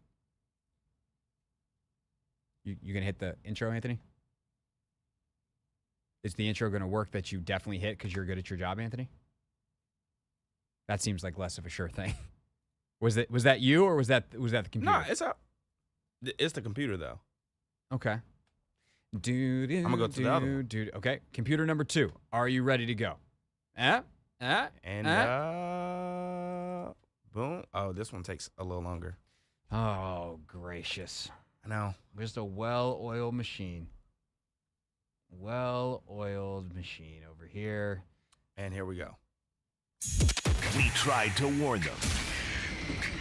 They didn't listen. Yeah! Every week, the Hoffman Show goes into the belly of the beast. We read those comments, baby. Never read the comments. So every single day, we chop up this here 3-hour radio show into pieces, and then we put it on the internet for all of you to beat up on. And typically that's what happens, right? We got people, Craig, why'd you say this? I hate this point. You suck on this. And it's really, really good for morale. But we understand it's part of the game, so we have some fun with it, and we read the comments and yada, yada, yada. This week was a little different, Anthony. This week, people liked me. People really enjoyed the pettiness that I showed towards Bears fans. And so I'm gonna try to make this substantive because we've been talking a lot about the trade deadline today, and as we put the Commanders in the prime contenders tier, there's been some replies to that video that I think jive well with kind of our topic of the day. So come for the substance. We're gonna make you wait for the dessert today of people either encouraging me to dunk on Bears fans or dunking on Bears fans themselves. But we are gonna start with the first in a moose-bouche, as always. Just a little something to wet the palate. And then I do want to talk about some of these trade comments. But just to start, Anthony, this was hilarious. At Pam Harris 8397 says, "Stay focused, Craig. The Hail Mary was the..." And that's the end of her comment. Stay focused. Pam, on what? You didn't stay focused long enough to finish your comment. Oh, no! What did Pam want me to stay focused on? I guess we'll never know, Anthony. I guess we'll never truly know. Was she trying to make fun of you always saying you have ADD sometimes? I don't know. I mean, I do. It's clinical. It's fine. I'm not offended by it. It doesn't make me worse of a person. It doesn't make me worse at paying attention, but it's not worse as a person. So I don't know. Pam, if you ever want to finish your comment, just, reply to the thread. All right, let's get into the trade deadline. In some comments, we did put the Commanders in our tier rankings in the prime contenders category. We feel like they've earned it. And at this point, considering both their strength and the relative strength of the NFC, where we took every other NFC team out because none of them deserved to be there, the Commanders are the 2 seed in the NFC, so argue with me on that. I think that they deserve to be up there. That doesn't mean they can't be improved, though, and that's where a lot of the comments on this this video / this segment went to, Anthony. Robert Payne-03U says, "I think for the trade deadline, we're good on pass rushers. We need a number 1 corner and another wide receiver to bolster both of those rooms." And some level of agreement from Edward Canavan or Edward C. Anavan. This is the fun of doing this. I'm going to go with Edward Canavan. Despite some injuries on the defensive line, Payne and Newton have stepped up their game. This takes some pressure off of the linebackers and Luvu's production and assignment as the on-field game manager has arrived. Pressure on the secondary has become manageable. They are serviceable. D is not elite, but they're pretty good. Stay the course. So Luvu's been more productive as of late. Continued to find his role, doing a good job as a pass rusher. Payne and Newton have been playing better. They played well off each other last week, but I think each and every game they're going to have to figure out, okay, is Big Phil the guy that we need to play some more snaps here? Is it Newton? Someone besides Payne? Obviously, Duran is Duran. And, like, I'm not saying this is because John Allen is gone. Some of this probably could have and would have happened with John, and it was trending this direction. But the D-line has played better without John Allen. So some people are pro that category. Just stay the course. Stephen P. says, I'd love to say stay where we are, and our offense should keep us in games, but I don't trust the secondary nor our ability to stop any run to the outside. People can't hate hearing it Jeez, man. Some of y'all need to type better. People can't hate hearing it all day. People can hate hearing it all day is what he meant, Anthony. I had to read it a third time to translate. Sorry. Not the best radio. People can hate hearing it all day, but Washington hasn't beaten anybody. You can't sleep on the Vikings. That wide receiver squad is crazy. They can definitely come out of that division. To which NWTTP responded, and I thought this was a good response. There are like 4 anybody's. We had a chance versus Baltimore, and there were some whack calls. Baltimore also clearly outplayed. But that's kind of a thing that I think is real this year. There's just not a lot of prime contenders, to use our own terminology, Anthony. And so I think that has to affect the way you're thinking a little bit. Because also think about some of the teams that are contenders, right? The Vikings are doing this with Sam Darnold. What does that mean for their future? J.J. McCarthy got hurt and is going to miss the year. And obviously people do know, and it still comes up far too often in these very comments, I'm a big fan of J.J. McCarthy. That hasn't changed. Clearly, the Washington Commanders made the right pick in taking Jayden Daniels. And by the time draft day came around, I was kind of there saying, like, look, I like both these guys. And depending on the situation, I might like McCarthy better. And we'll never know how right that is until 5 years from now, assuming that McCarthy gets healthy and starts playing. But for here, with this staff, with what they wanted, very clearly Daniels was the right pick far and away. And so with that said, what is Minnesota's path moving forward? Again, I like McCarthy a lot, and I think he's a great fit for O'Connell's system, but we don't know that. He could bust. I'm not arrogant enough to think that I'm the draft god guru and should have been should be a GM somewhere. I'm gonna get stuff wrong. And maybe I'm wrong on him, and maybe they're wrong on him. And if they are, well, Minnesota's not a long-term contender in the NFC. Like, the Lions are starting to have to pay people. What does that look like over the course of years? The Niners are clearly having a down year. What happens to the Rams post-Stafford? And so you definitely want to be positioning yourself in the NFC to be a team in the next couple of years where the NFC continues to be down. But I think the question that I really have, Anthony, for this trade deadline is how much long-term positioning, nevertheless short-term positioning, can you do right now? And that's where you talk about whether it's pass rush, corner, wide receiver. I'm not interested in rentals unless I'm giving up 7th-round picks, maybe a conditional 6th. Hey, if we win a playoff game, yeah, we'll make it a 6th. But I'm interested in adding pieces for the long term right now. And I think that is something that typically you're not thinking about as much at the trade deadline. If you're a buyer, you're thinking just what is it about this year? But I'm looking to add guys that have multiple years left on their contract that I think are good fits in my locker room and in my schemes that are going to help me win this year, next year, and maybe even the year after that. Yeah, but I feel like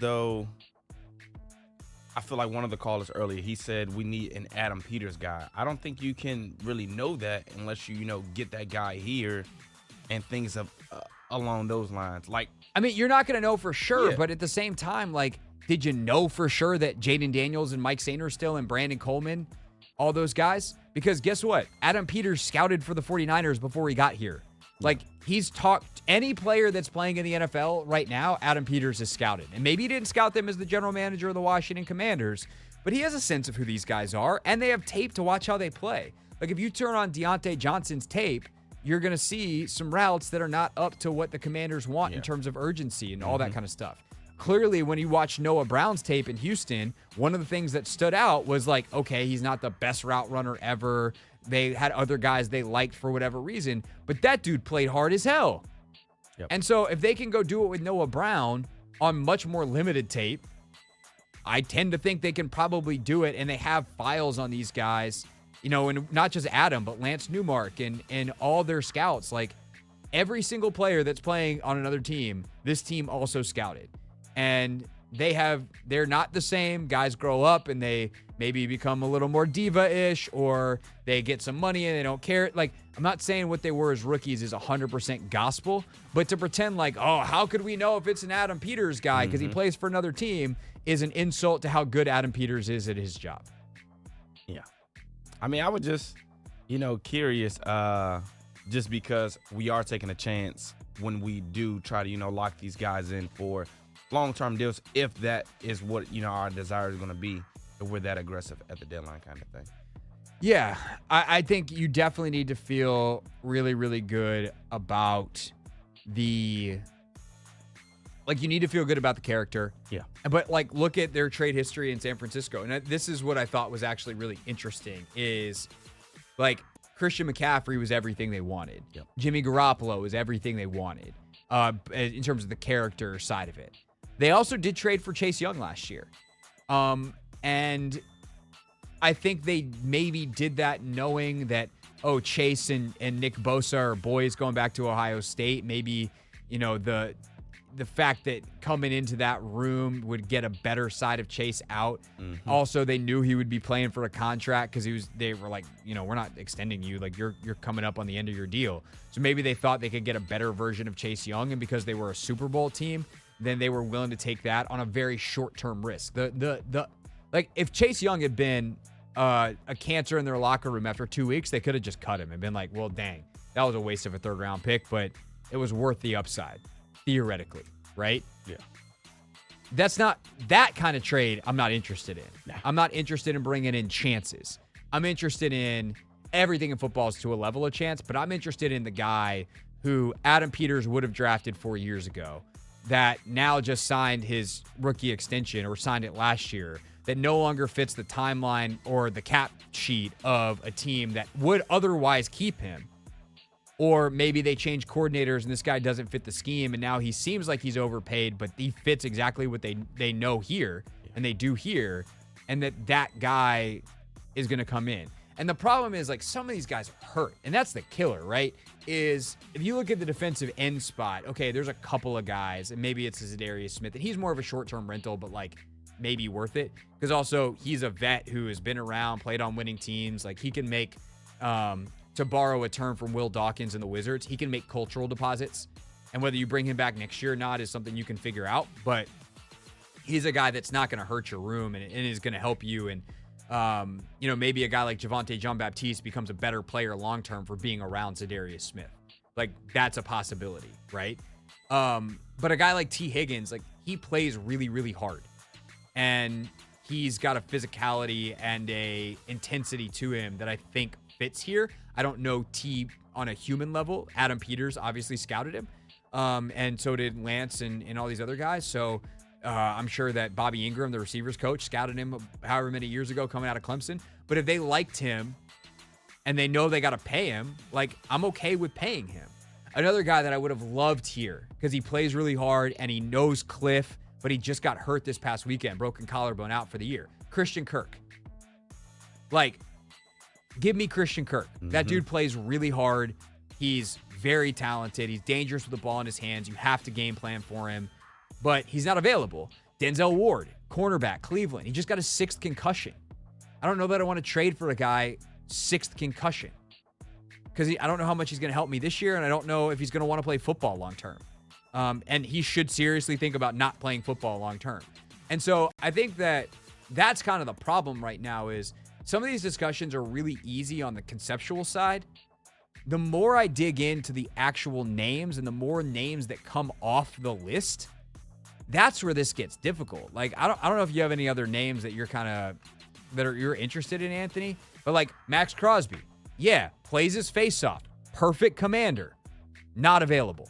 The Raiders have and he have said we're not. He doesn't want to be traded. They're gonna respect that. They're not trading him. So I don't know who the players are at this point. That's kind of the problem. Yeah, I don't have any other names, to be honest. The Browns, that was the team that came to mind. Deontay Johnson was floated up in the air, of course, but he's gone. It's more so like we're running out of options for, high impact guys. Like there are players available. It's just we want some, people that's going to change, that can possibly change our trajectory kind of thing. And we don't necessarily have those available. So if we don't have it, then I guess we just stand pat and, yeah, I mean, the good news is if you stand pat, this is a team that's roster has gotten you to 6-2. Here's some of the, think of how different this is compared to some of the names that were being bantied about a few years ago. I'm on CBS's NFL trade deadline, ranking the 5 most obvious deals contenders should make over the next week. They've got the Steelers adding a wide receiver. The names, Devin Duvernay, who, by the way, is currently on IR after he hurt his hamstring 3 weeks ago. Mike Williams from the Jets. I don't think either of those guys are super duper interesting on that front. I love that they say Cowboys running back, like the Cowboys are a contender. Houston they have as a wide receiver. Could they go get Adam Thielen, who hasn't played since week 2? Or Jacoby Myers from the Raiders. Maybe. I don't know. Is Jacoby Myers how much better is Jacoby Myers than Noah Brown? Not much. He's very consistent. Yeah, I'm not saying Jacoby Myers isn't a good player, yeah. but you have to get guys that can come in and not miss a beat. And that's why a guy like Kirk is really intriguing because he has played in the system before. They've got the Lions getting an edge rusher to replace Aiden Hutchinson. Zadarius Smith is the name that comes up. Zadarius Smith is probably instantly the Commanders' best pure pass rusher, and he's a good player against the run, all that kind of stuff. But I don't know, how quickly can you get him to come in? Jadeveon Clowney for the Carolina. Yeah. He's an interesting name. He looked good with Baltimore. In the division, Azeez Ojulari. Could you peel Trey Hendrickson away from Cincinnati? That I'm interested in. I'd give up something for Trey Hendrickson. Who else is on this list? I mean, Khalil Mack is with the Chargers. The Chargers are good. They're not trading him. They've got in this list Jonathan Cooper, edge rusher, Denver Broncos. Yeah, you wonder who's going to keep Jonathan Cooper? The Denver Broncos. They're good. So, I just don't think that there is a lot of – there's not as many guys as a couple of weeks ago because I think some of the guys who were potentially on the trade block got hurt, and that might hurt Adam Peters' ability to actually pull something off. But then again, we could be 1 week from a bunch of teams just being like, we're out of it, and let's punt on the season. All right, good stuff on that. All right, time for the fun stuff, Anthony. Does this mean Bear stuff? I actually have something even before that. Oh, okay. The other big commented on segment that we did this week was Big Tony's call. Oh my gosh. Anthony, do you know what the title that we put up on YouTube for that segment was? What is Big Tony talking about? That would have been good. No, I said, is this the dumbest sports radio call ever? For those that missed it, Big Tony, frequent caller, a longtime listener to the station. Big Tony, salute to you, sir. You made absolutely no sense when you called in and tried to explain that the Bears should have run the ball more to try to shorten a game in which they had not scored for the majority of. Because when you're down, you need more time, more possessions, not less. And Farbod21 says, this is why I'm not a fan of radio calls. I get they are part of the deal, but most of them are just so bad. We try to make them not bad on the show. JB-if4DE says, bro, start screening your calls, please. Anthony, that does lead me to ask, what exactly did Tony say that he was going to say? Because we do screen our calls. Anthony's very good at screening our calls. Sometimes people tell Anthony one thing, get on the radio, and do something completely different. What did Big Tony tell you that he was going to do? I think he said he was going to praise the defense, praise the offense, and that he can't wait until 2 weeks where the Steelers play the Commanders. And then he went haywire and started talking about the run game isn't this and the pass defense isn't that and the Bears.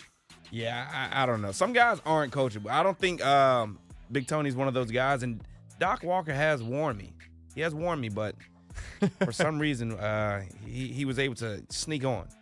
He went rogue on Anthony.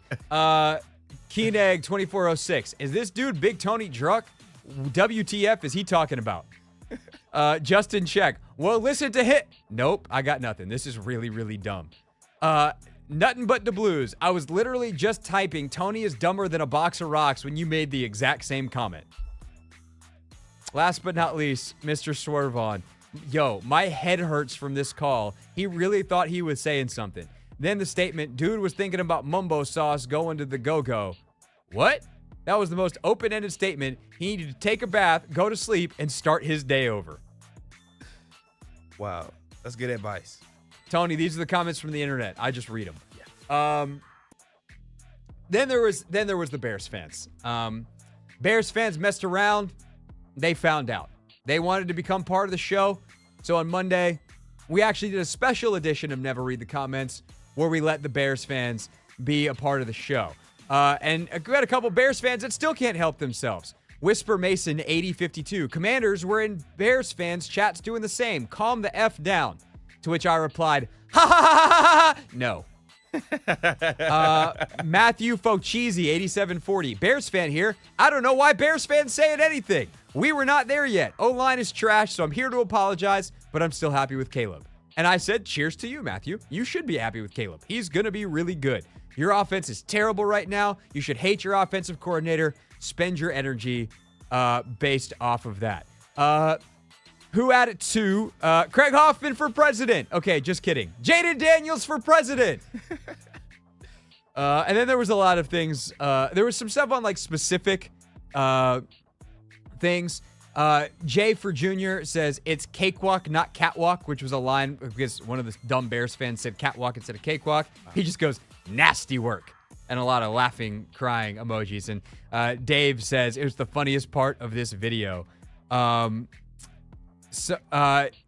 Santi Golder, keep your eyes on your own paper was diabolical. That was very well liked. And then you had a couple like this. Old Prankster 7606 goes, which by the way, the fact that this comment comes from someone called Old Prankster says, I'm sorry, but this is all juvenile. And I just responded saying mission accomplished. And then last but not least, there was a lot of comments like this. Vindicated and petty Craig Hoffman is my absolute favorite Craig Hoffman. We might need a little bit more than Craig. I gotta say, Ant, I was talking about this with Rachel earlier today. I was like, if I just leaned into that all the time, would I do better at this? Would I make more money? Would I get a lot of notoriety? Would I get a lot of attention if I was just petty all the time? Because here's the thing, especially to wrap up, Never Read the Comments. A segment where Petty Craig comes out far more often than any segment on the radio show. Y'all don't like Petty me nearly as much when I'm not on your team. This happened to be one where the Bears fans were out of pocket, and so they got what they got. But when I turn my pettiness towards Commanders fans, because sometimes y'all also get out of pocket, you don't like it as much. But if I were to just throw away all my integrity and just lean into the pettiness, but always take the side of the Commanders fans, Anthony, where could we go with this show? Is that how Stephen A. did it? Is that why he makes $15 gazillion a year? Possibly. He is petty. Possibly. Sometimes you're just telling the truth, though, you know? I mean, that's what I try to do. Yeah. I'm just trying to tell the truth. Sometimes it's convenient. Sometimes it's not. I'm just saying, if you made it this far, y'all tell me what you think about that. It's the Hoffman Show. That's Never Read the Comments. We do it 5:30 every single Thursday here on the Team 980. At 6 o'clock every Thursday, we give you the 6 biggest Commander storylines of the day. We call it our Pick 6, and it's next here on the Team 980.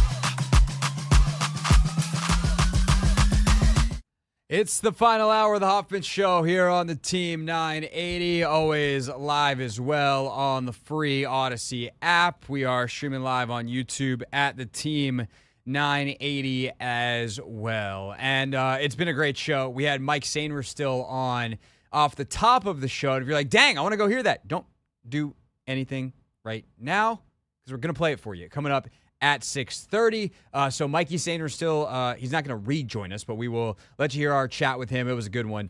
Coming up at 6:30. Right now, though, it is just after 6 o'clock, which means we are just after the time that we should have been giving you storylines. So without further delay, let's hit it. The 6 biggest Commander storylines. It is caught! Delivered at 6 o'clock sharp. It's the Pick 6 at 6. We set out to find a leader, someone who could take this franchise to the next level, and build an elite team that consistently competes for championships. All right, mostly we've moved on from the Hail Mary earlier in the week, but I mean, come on. Do you really think that we're not going to let you hear from the coordinators, especially Cliff Kingsbury, on that? Number 1. So Cliff was asked about the Hail Mary and just kind of what went into it, the details of it all, and his vantage point on what was obviously one of the craziest plays in the history of the league, certainly in the history of the franchise, and certainly anything that's happened recently around here. A ton of reps throughout the course of a year. What's crazy, we have a guy on our staff, Dave Rye, who's been a part of 5 now. So 3 in Green Bay, 1 in Arizona, and 1 here. So he's kind of the expert, but when we got to Arizona my first year, he and Tom Clements, who's Green Bay quarterback coach, legendary, one of the best quarterback coaches of all time, Coach Favre, Rodgers, all those guys, they kind of installed it like this was just going to happen. Like, it's a normal play. I'm like, this shit never happens. Like, what are y'all talking about? But they had been a part of 3 with Rodgers, so we kind of bought in and have been fortunate to be a part of 2 of them. And the guys, I mean, it's about players, not plays, like I've said, and the guys just executed it flawlessly and incredible play with it. I think that's genuinely hilarious that in Green Bay, Rodgers was so good at them that they're just like, yeah, this is how it works. That is one of the freaky things about Aaron Rodgers' just insane record with those. But now they've done it. They've done it here. How surprised was Cliff that it worked again? Oh, there's no doubt. And the last one was COVID, so there were no fans, and it was just kind of us screaming. So this was a lot more exciting, and that was really, Kyler made an incredible play, and he saw Hop one-on-one and took his chance. It was just Hop going up and making a play, and this one took everybody, and so that was really special. So Cliff's now been a part of 2, 3 more, and he'll match David Rye, although David Rye, if they do it again here, would be a part of that one too, the tight ends coach. Kind of crazy he was a part of that many.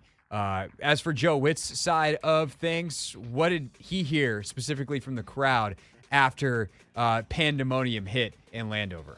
Well, you know, to be honest with you, I didn't see much of it because I was pissed. We had just gave up the touchdown. So I got up and I was walking out of the box, and then I turned around and I was like, okay, all right. I was a little bit surprised about the play before the play. I was like, oh, they gave us a sideline. We're going to have a chance at this, at the Hail Mary. And so I turned and I looked at the TV and I said, oh, we have time. I said, we're going to really have a chance at this Hail Mary. And so now I'm getting excited as the play's going on, and the ball went up, and then I saw it happen. I'm watching the TV. I didn't actually see the screen, and I said, wow, we caught it. And so I just stood there, and everybody's going crazy. And I was like, because I was still a little pissed. You know, we you know, we let them score, and then I just went ballistic with everybody else, and we just went rounding down the hall to the elevator. But so I really didn't get to see the fan reaction until I saw the pictures of it. But you know, I'm glad we have J5. He does an excellent job, but we shouldn't put him in that situation as a defense. We should close the game, finish the game in those winning moments. And I blame myself because we were in a solid call, but there was a better call that I should have got to, and I didn't. And that's not acceptable. That is honestly, Anthony, probably my favorite reaction so far to the Hail Mary. What a perfect reaction from the defensive coordinator. I was so happy, but I was still a little pissed. That's hilarious. That's so good. It's the correct reaction from Joe Witt Jr. All right, moving on. Number 2. One thing that I had noticed in the Chicago game was that the Bears would substitute pretty late And, like, the officials have to let the other team substitute if the offense substitutes, but to slow down the tempo, the Bears would wait as long as possible. Was Cliff onto that, and what does he make of it? No, we've seen it sporadically throughout, and it's just really on us to make sure that we're concise with our substitutions and we're nailing it. Otherwise, they're going to be allowed to, hold the ball, and when we sub, they sub, and they tend to take their time doing that, which I understand. It's part of the game, and it's built in that way, but that just means we have to be really good when we do go fast or we sub that we're dialed in. And as for the protocol? Yeah, I mean, it's very subjective, crew to crew, and yeah, I'm not going to get into that too much, but they are allowed ample time, in my opinion. That is the wheels turning in Cliff Kingsbury's head of, do I want to get fined today or not? I wish it was more consistent. That's my only thing. I do think it is something where if I was a defensive coordinator, would I be trying to manipulate it some? But it's not even like Washington is always trying to get the playoff now. It's just like sometimes these refs don't get out of the way, and then they have to rush because there's 3 on the shot clock. And that's just ridiculous. Like, they've had ample time. The players are all on the field. Why are you still standing there? Get the hell out of the way. And so it limits pre-snap motion. Like, there's things that you might have to kill in a play because the defense, not the defense, but the referees are just limiting it for a long time. So, yeah, it's I find the way that it has been administered inconsistent, as Cliff said, and annoying, which he didn't say because he didn't want to get fined. Number 3. As for other things that are annoying for Cliff Kingsbury, this one he is more willing to talk about because it's something that they need to clean up. It was a problem last weekend, and it was a problem the first time that the Commanders played the Giants. Red zone execution. What you got, Cliff? Yeah, it definitely needs to be better. I thought we moved the ball well at times against Chicago, but had a chance to really put it away a couple of times. I thought that could put a lot of pressure on them, make it more one-dimensional, and we just floundered around down there, whether it was bad play calls or not the type of execution that we expect. And it was similar to the New York game as well. Just have to call better plays and have to execute better, and our guys know that. We can't expect to win like that. Defense did a tremendous job continuing to get us the ball back, continues to give us chances to put that team away, and we just didn't. There's a couple of plays where things are kind of dead and there's not a lot going on. I have a hard time putting a whole lot on Cliff when you have Ertz have a ball that just gets jarred out, when you have McCaffrey just missing getting a toe down and a great pressure by Montez Sweat on that first drive of the game, when you have another touchdown that's called off the board by your all-everything right guard being 1.5 yards too far down the field on a flag that often is not thrown because it wasn't really part of the play. Like, those are good plays. They should have been touchdowns. And there's a couple of others that maybe, okay, yeah, these are covered up. That didn't give Jayden a whole lot of options. Maybe there could have been a better run, but like typically the run game, it's just a matter of execution. Maybe you ran into a bad look because you could have anticipated better based off their personnel or something. But at the end of the day, man, like, this stuff is happening fast. I think Cliff's done a pretty good job down there. And when they failed, it's been execution based. And even in that first game, lots of penalties down there. And all of a sudden you're in bad down and distance. And it's like, how many times are we going to gain the same 5 yards? So it is definitely something that needs to get better. And Cliff, if he can do a better job, should. But if we do the blame pie, I think that we are definitely putting this far more on the players than on the coaches. The back half of our Pick 6 at 6 next, including both coordinators and what it's like to face a team for the second time in the season. But first, let's get an update on the latest in the world of women's sports presented by Wawa. Gotta have a Wawa.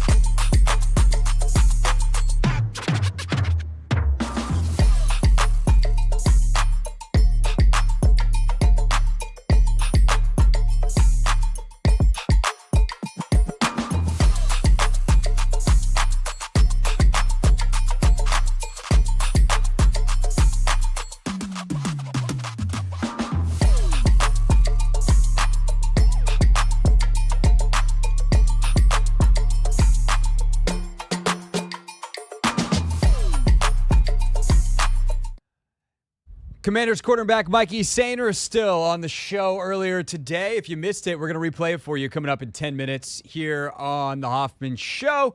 We're always live on the Team 980 and the free Odyssey app. Well, we're not always live. When the show is on, it's always live. It's just, Anthony, we work between 4 and 7. Yeah, I'm glad you fixed that and cleaned that up. Just imagine 24/7 Hoffman Show. That would be a lot. Too much. Too much. That will require us standing up while sleeping. No. I'd rather not Sleep's do that. really important. People value your sleep. I think that is necessary. Anyway, apropos of none of that, it's time to continue on our Pick 6 biggest Commanders storylines of the day.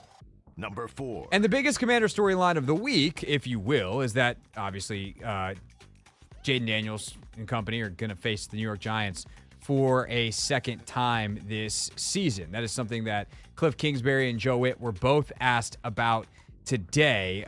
Cliff, first on Jayden playing a team for the second time for the first time.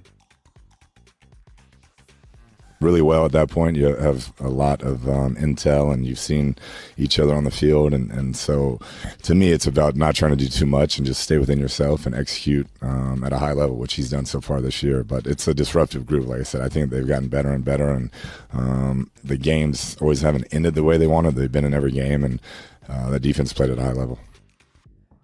It has and it hasn't. Their pass rush is crazy good. Defensively, their pass rush is good. Their run defense is not very good. And Cliff is saying the right things, but realistically, I think that the Commanders' offense has gotten way, way better since week 2, and I don't think the Giants' defense has gotten that much better since week 2. Other side of the ball, you could argue the Giants' offense has regressed since week 2. They do not look good right now. Talked about that with Brandon Tierney from WFAN earlier on in the show, but what does Joe Witt have to say about where the Giants offense is the second time around this season? Once again, they're a team that has a really good scheme. I know, they might be a little bit frustrated with the numbers or the output, but the scheme is really good. They have outstanding players that we're going to have to make sure that we account for. Neighbors, he had a really good day on us last time, so I have to do a better job of making sure that we have a plan for him that doesn't allow him to just get loose like he did last time. But it really starts with the quarterback. The quarterback is a guy that has arm talent and can beat you with his feet, and they're not afraid to run him. Okay, and so that opens up a whole bunch of things that they can do, and we just have to make sure that we communicate at a high level. We understand what we anticipate them to do, and we go execute our plan. And that's the thing. They do present quite a bit of a challenge. There is a lot there that Mike Kafka, the offensive coordinator, and Brian Dable, who's obviously works very closely with him as the head coach, put at you defensively to deal with. The thing is, you can mess up on some plays, and the Giants are just not going to hit them because they're not very good. And Daniel Jones is going to miss throws, and he's going to miss reads, and their offensive line is going to miss blocks, and they're going to miscommunicate. They're going to miss target runs. They could have the perfect call on, and then I'm just picking someone randomly. This is not meant to be an attack on their right guard, but let's say it's their right guard goes and blocks the wrong guy, and all of a sudden Deron Payne is free, and what should be a gain of 30 is a -2. That kind of stuff happens against New York a lot because they're only so good as a football team. Number 5. As for the Malik Neighbors problem, obviously that is going to be a secondary wide focus. And towards the end of that first matchup, they really did make it secondary wide. They started doubling and bracketing Malik Neighbors quite a bit. So how is the secondary playing right now for Joe Witt Jr.? How does he feel about their level? Yeah, the last 5 weeks, the whole defense we've played well. Even the Baltimore game, that's part of the last 5 weeks. But the secondary, Jason Simmons, Tommy Donatel, William Gay, they've just done outstanding job of gluing those guys together. Okay. We talked about the front rushing as a unit. Well, they're covering as a unit, and there's times that we might be in man concepts, but we still have to pass routes, if we want to lag it or whatever we want to do from that standpoint. But when we're in our zone concepts, over routes, we've done a really nice job of passing those. I don't think we've given up a lot of explosive passes. I know I think we're like 6th or 7th in the league and fewest explosive passes, and we would like to be top 5 in that area, because if they don't get chunks, it becomes hard to score. I think the last 5 games, I think we're giving up at 15.6 or 7 points a game, and if you're in that range, all right, now you're playing high level defense, and so the secondary, they're not giving up chunks, and they're really communicating and playing together, and we have to continue that. All right, we can't come up here next week and say but this game, so that's what we're working for. Joe Witt on his secondary, and that makes a lot of sense. They have gotten so much better at communicating these things, and you see it. Just less coverage bust, less guys running wide open. Sometimes you're going to give up some yards, but don't give up the big one. You see what happens with the Bears last week. They get the big one. They don't have to earn it, and it's just a different game. And they didn't give up any big explosive chunks for most of that game. They give up the swift 57-yarder and then that 30-yarder from Caleb Williams to DJ Moore down on the goal line. And it's the only 2 times they scored all game. So Washington has done a fairly good job at that. And then even if you do make a mistake, whether it's commit a penalty or whatever, in the middle of the field, you have time to bow up and make good on it. And they play with an aggressiveness that does, force some level of regular turnovers, fumbles, things like that. Obviously, they've gotten a couple picks. They speed teams up. So it's going to be interesting to watch that this weekend and how they treat Neighbors specifically, who has big play, explosive play written all over him. One way that you can avoid that, a pass rush. And Johnny Newton has certainly joined that party. Number 6. And Joe was asked a number of questions about Johnny Newton today. The most interesting one to me, though, is how Johnny is pairing with Daron Payne since John Allen got hurt.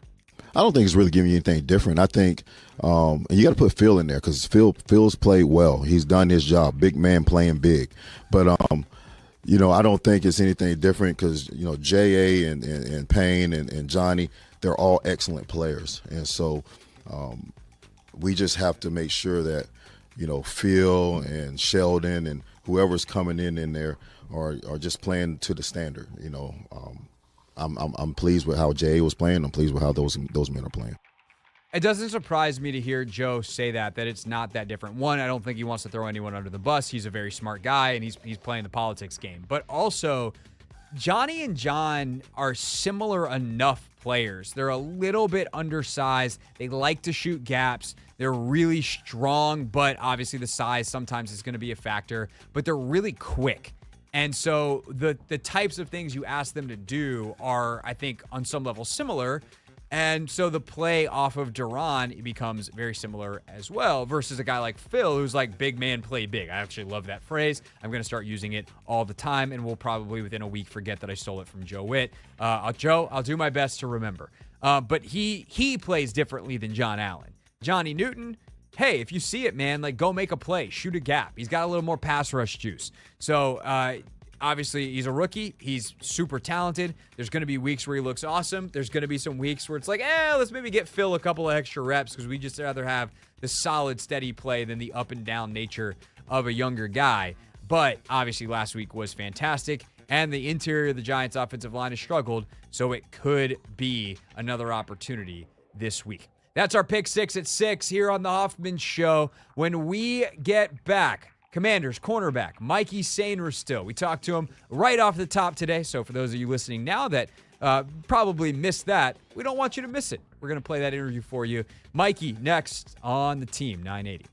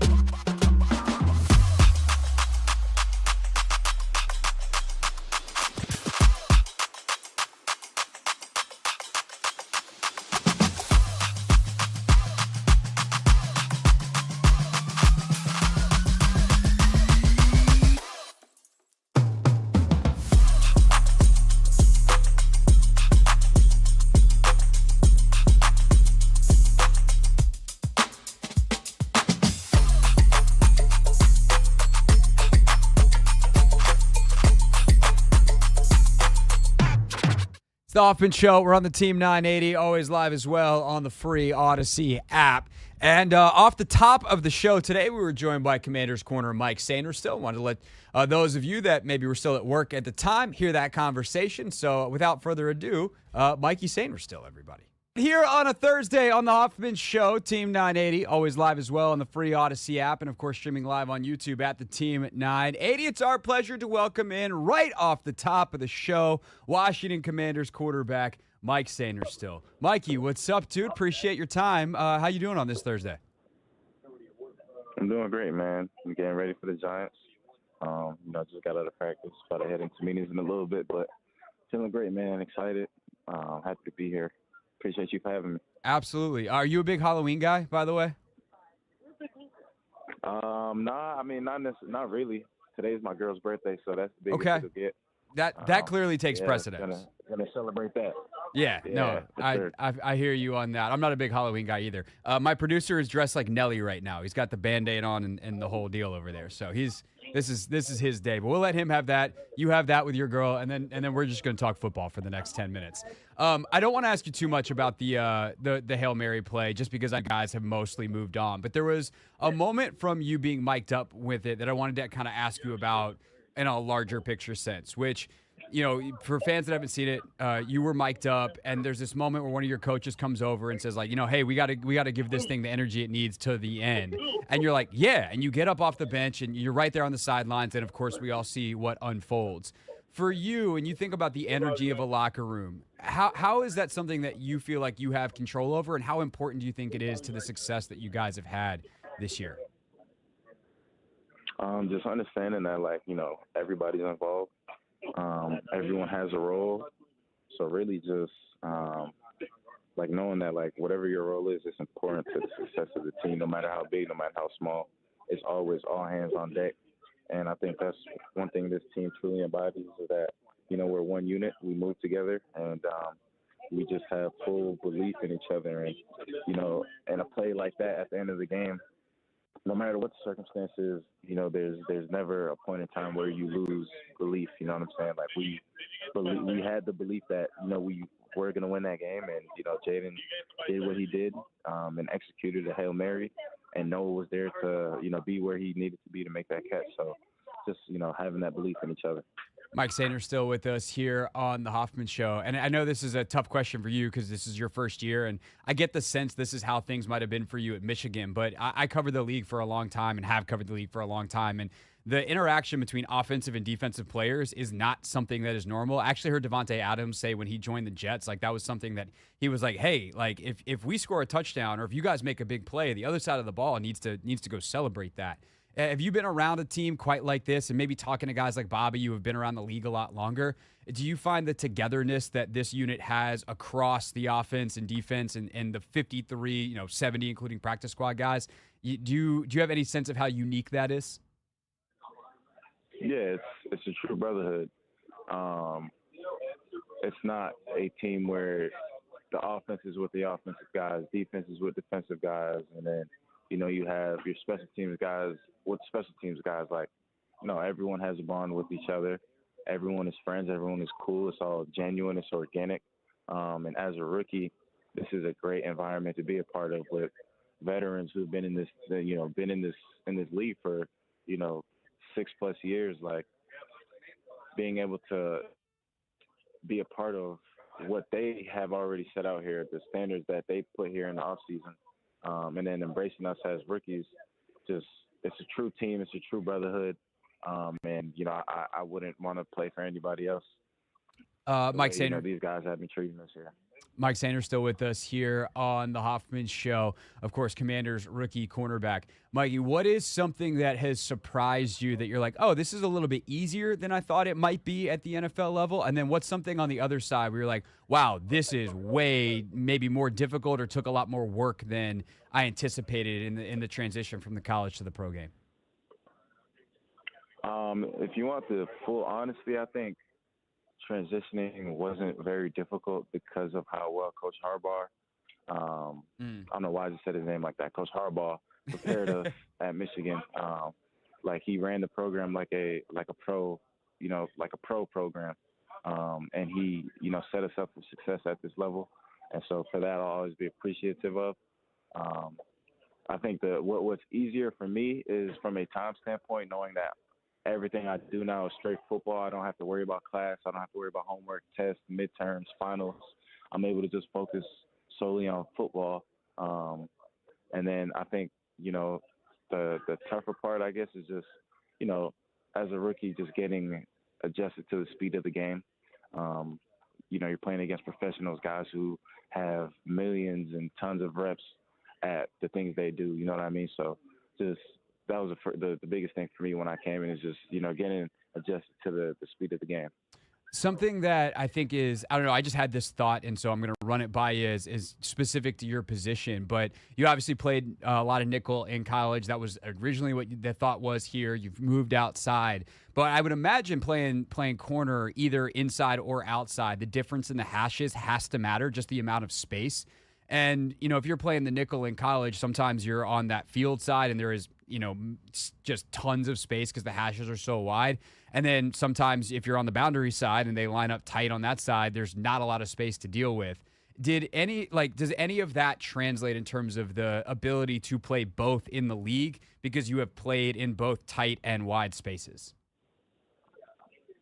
I don't think, for my position specifically, it's made too much of a difference. I think outside corner, it allows, the thing I know is that, like, as a receiver, they do have more space on the sideline because they can line up closer to the numbers, as opposed to, if a boundary receiver in college is in the boundary, there's very limited space with him being outside the number to the sideline is very close, you know what I mean? So there is that difference there, but I think the biggest difference is from, college and NFL is the type of plays you'll get. Like in college, the hashes allows them to run a lot more horizontal side to side, east and west plays, whereas in the NFL, a lot more plays go vertically up the field, a lot more shots downfield. I think that's the biggest thing I've noticed. Mike Sainristil with us here on the Hoffman Show. What's something that you have really enjoyed about playing under Joe Witt? He's a guy that has a long history with, coaching up the secondary, so that's kind of his baby. Obviously, you have great coaches in Tommy Donatel and on down the list as well. But what's something about Joe that people should know and that you really appreciate? He is a phenomenal coach, and his resume speaks for itself. But what I love about him is that he lets us get after it. He's gonna make calls that put us in position to be successful as a defense. He has full trust in his players, and I can't speak for everybody, but from what I'm seeing, there's not one person on this defense that doesn't enjoy playing for him. So he's a coach that I'll go in every single day wanting to get better with and wanting to win with, and win for, play for. Two more questions for Mike Sainristil here on the Hoffman Show. First one, just I know you can't give too much away here, but how different is it prepping this week, going against an opponent for the second time, for the first time in your career, and obviously the first time this season, compared to the weeks of prep leading up to this point? Just because it's our second time, we focus on the things that they where they were successful against us the first time, and just being able to correct those mistakes, and then of course just seeing what they've been doing week to week against different opponents and what success they've been having. But at the end of the day, it's always going to come down to what calls our coaches give us and how well we can execute those calls. And then just knowing that, all right, we're playing our second time divisional game, like. The stakes are always much higher when it comes down to divisional opponents. So we just have to be, ready to go on Sunday and just be ready to execute 4 quarters. Yeah, Mikey, I know you might. Do you have time for one more quick question, or are you literally about to run into a meeting right now, and I don't want to make you late?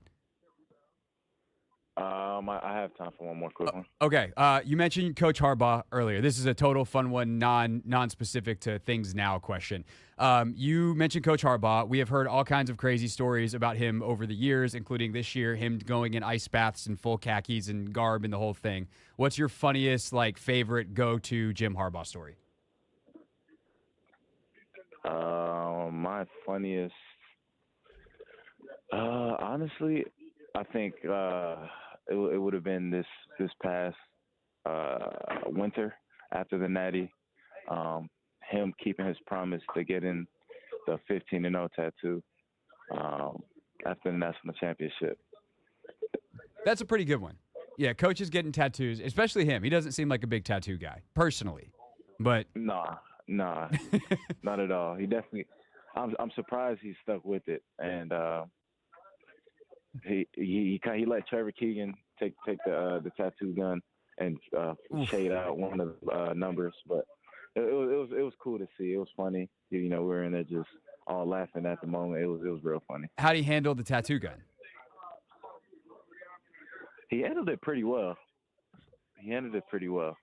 I could just see him being super stoic. This is a man that takes ice baths in khakis, so it is what it is. Mikey, appreciate the time, man. Best of luck this weekend and the rest of the season, and hopefully we'll talk to you again down the road. Appreciate you. All right. Thanks for having me. Yeah, absolutely. That's Mike Sainristil with us, everybody, here on the Hoffman Show. All right, that was Mikey earlier on in the program. That's why you're never late for the show, if you can help it. But if sometimes you are late, well, that's why we have a podcast. You can check it out each and every day, any part of the show, every part of the show on demand. Just search the Hoffman Show in your favorite podcast app. At the end of the show, that's the same every single day. Real things, real people said in real microphones is next.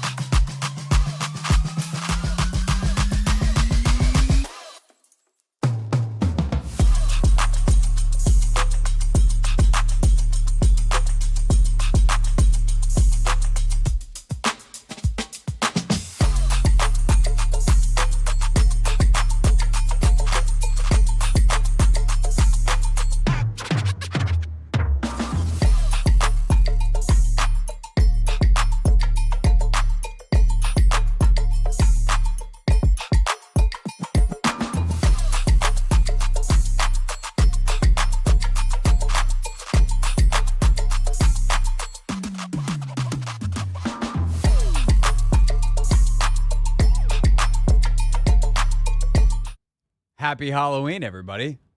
Anthony, are you going trick-or-treating tonight? What's the deal at prep? Do like the kids go trick-or-treating? Will you have to be giving out candy tonight?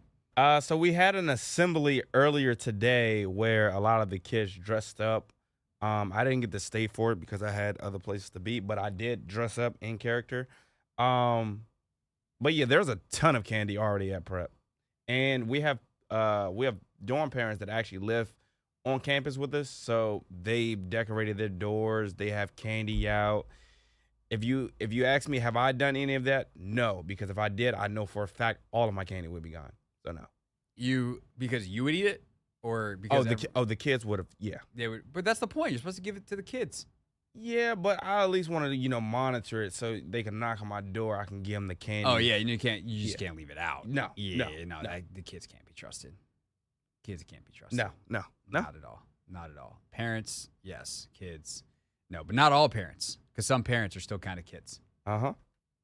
Yeah. Don't be selfish. Be a part of the community. Take just one candy bar. So to everyone who's heading out trick-or-treating, best of luck in your scavenges tonight. I just realized we have a couple kids in this is our first Halloween in our new place. It's kind of our first anything because we've been there like a year now, and there are kids around. Do I need to stop at the store on the way home and get some candy? It's Thursday, yeah. right? Yeah. Did you tell Rachel? I think you should. Just because there'll probably be people There's going around till about 8:30. No store that's gonna have candy though at this point. Everyone's sold out. Shoot. Yeah. Dang, we might have failed. To the kids in my neighborhood, none of whom know you're in my neighborhood. Don't say where I live on the radio. Sorry. Next year. year. It's a small amount of people. I will do better next year. All right, so there's that. Anything else? Mike Sainristil was great. Brandon Tierney was fantastic at 5 o'clock. I really enjoyed it. There was part of me that was about to be like, BT, you want to just do another hour? Like you want to chat? We barely even got into the Giants defense. But BT was great talking about the Giants and kind of where their struggles are. So if you enjoy hearing the pain of a New Yorker, definitely check that out from 5 o'clock. What? Don't look at me like it's not a good sell. We had really good calls in the 4 o'clock hour as well on how aggressive the Commanders should be at the trade deadline. Just a really excellent show, I thought, through and through today. Thanks to all of you and the guests. Never read the comments. Was really, really fun. So all kinds of good stuff in the podcast if you like it. Tomorrow on the show, what do we got? By the way, I didn't even mention this at 4:30. I should have. Dan Pizzuta, who normally joins us and is great on Thursdays, he texted me this morning apologizing that he can't come on the show because he was on a plane to Australia for his sister's wedding. I'm like, buddy, you don't have to worry about that. That is fantastic. So you go have a great time. We'll check in with Dan next week. What's coming up tomorrow on the show? Tomorrow... we have a game preview. Yes. What's at stake? Predictions on Finish Friday. No Jayden rib drama. That'll be nice. We don't have a guest for tomorrow either right now. Oh, okay. We'll fix that. Yeah. We might be due for a 48 visit. Oh, I ran into my man 48 in the press box. I'm sure you did. It's his job to be there. Yeah. Great food. That was a good. I haven't been to the press box all year. Great. You gonna come back in a couple weeks? Yeah, I will. To have a prior engagement. And it's a reunion for my AAU team. So I'm contemplating whether or not to skip it or not. All right, we'll parse that out. So maybe Sam Fortier tomorrow, which is news to Sam Fortier. Real things. We're not going to be sucked this year. Real people. 5-11, not very good. Said into real microphones. You know, the culture is actually damn good. So there used to be a thing in old-timey days, Maytag appliances, the repairman, not really needed. That's what Tress Way dressed up as is Halloween. Thanks to Good Morning Football's Kyle Brandt. There used to be this ad campaign. I don't know if it still exists. The company Maytag, and they make appliances. And their angle, which was very brilliant, was they had this repairman who would wear a cap and a jacket. And the joke was he sits around just tediously bored. No one ever calls because the appliances don't break down. So the Maytag repairman just sits around and does nothing. Do you know who the Maytag repairman of the NFL is right now? It's a dude named Tress Way. That's a great bit. Man. Both by Kyle and by Tress, because Tress nailed the look. Go to your Instagram feed and search for the Commanders if you want to see it. It's really good. Anthony, were you aware of the Maytag man? I was not, but I'm fully aware now. Learn something new every day. We'll see what we learn tomorrow. See you then. BetMGM Tonight is next.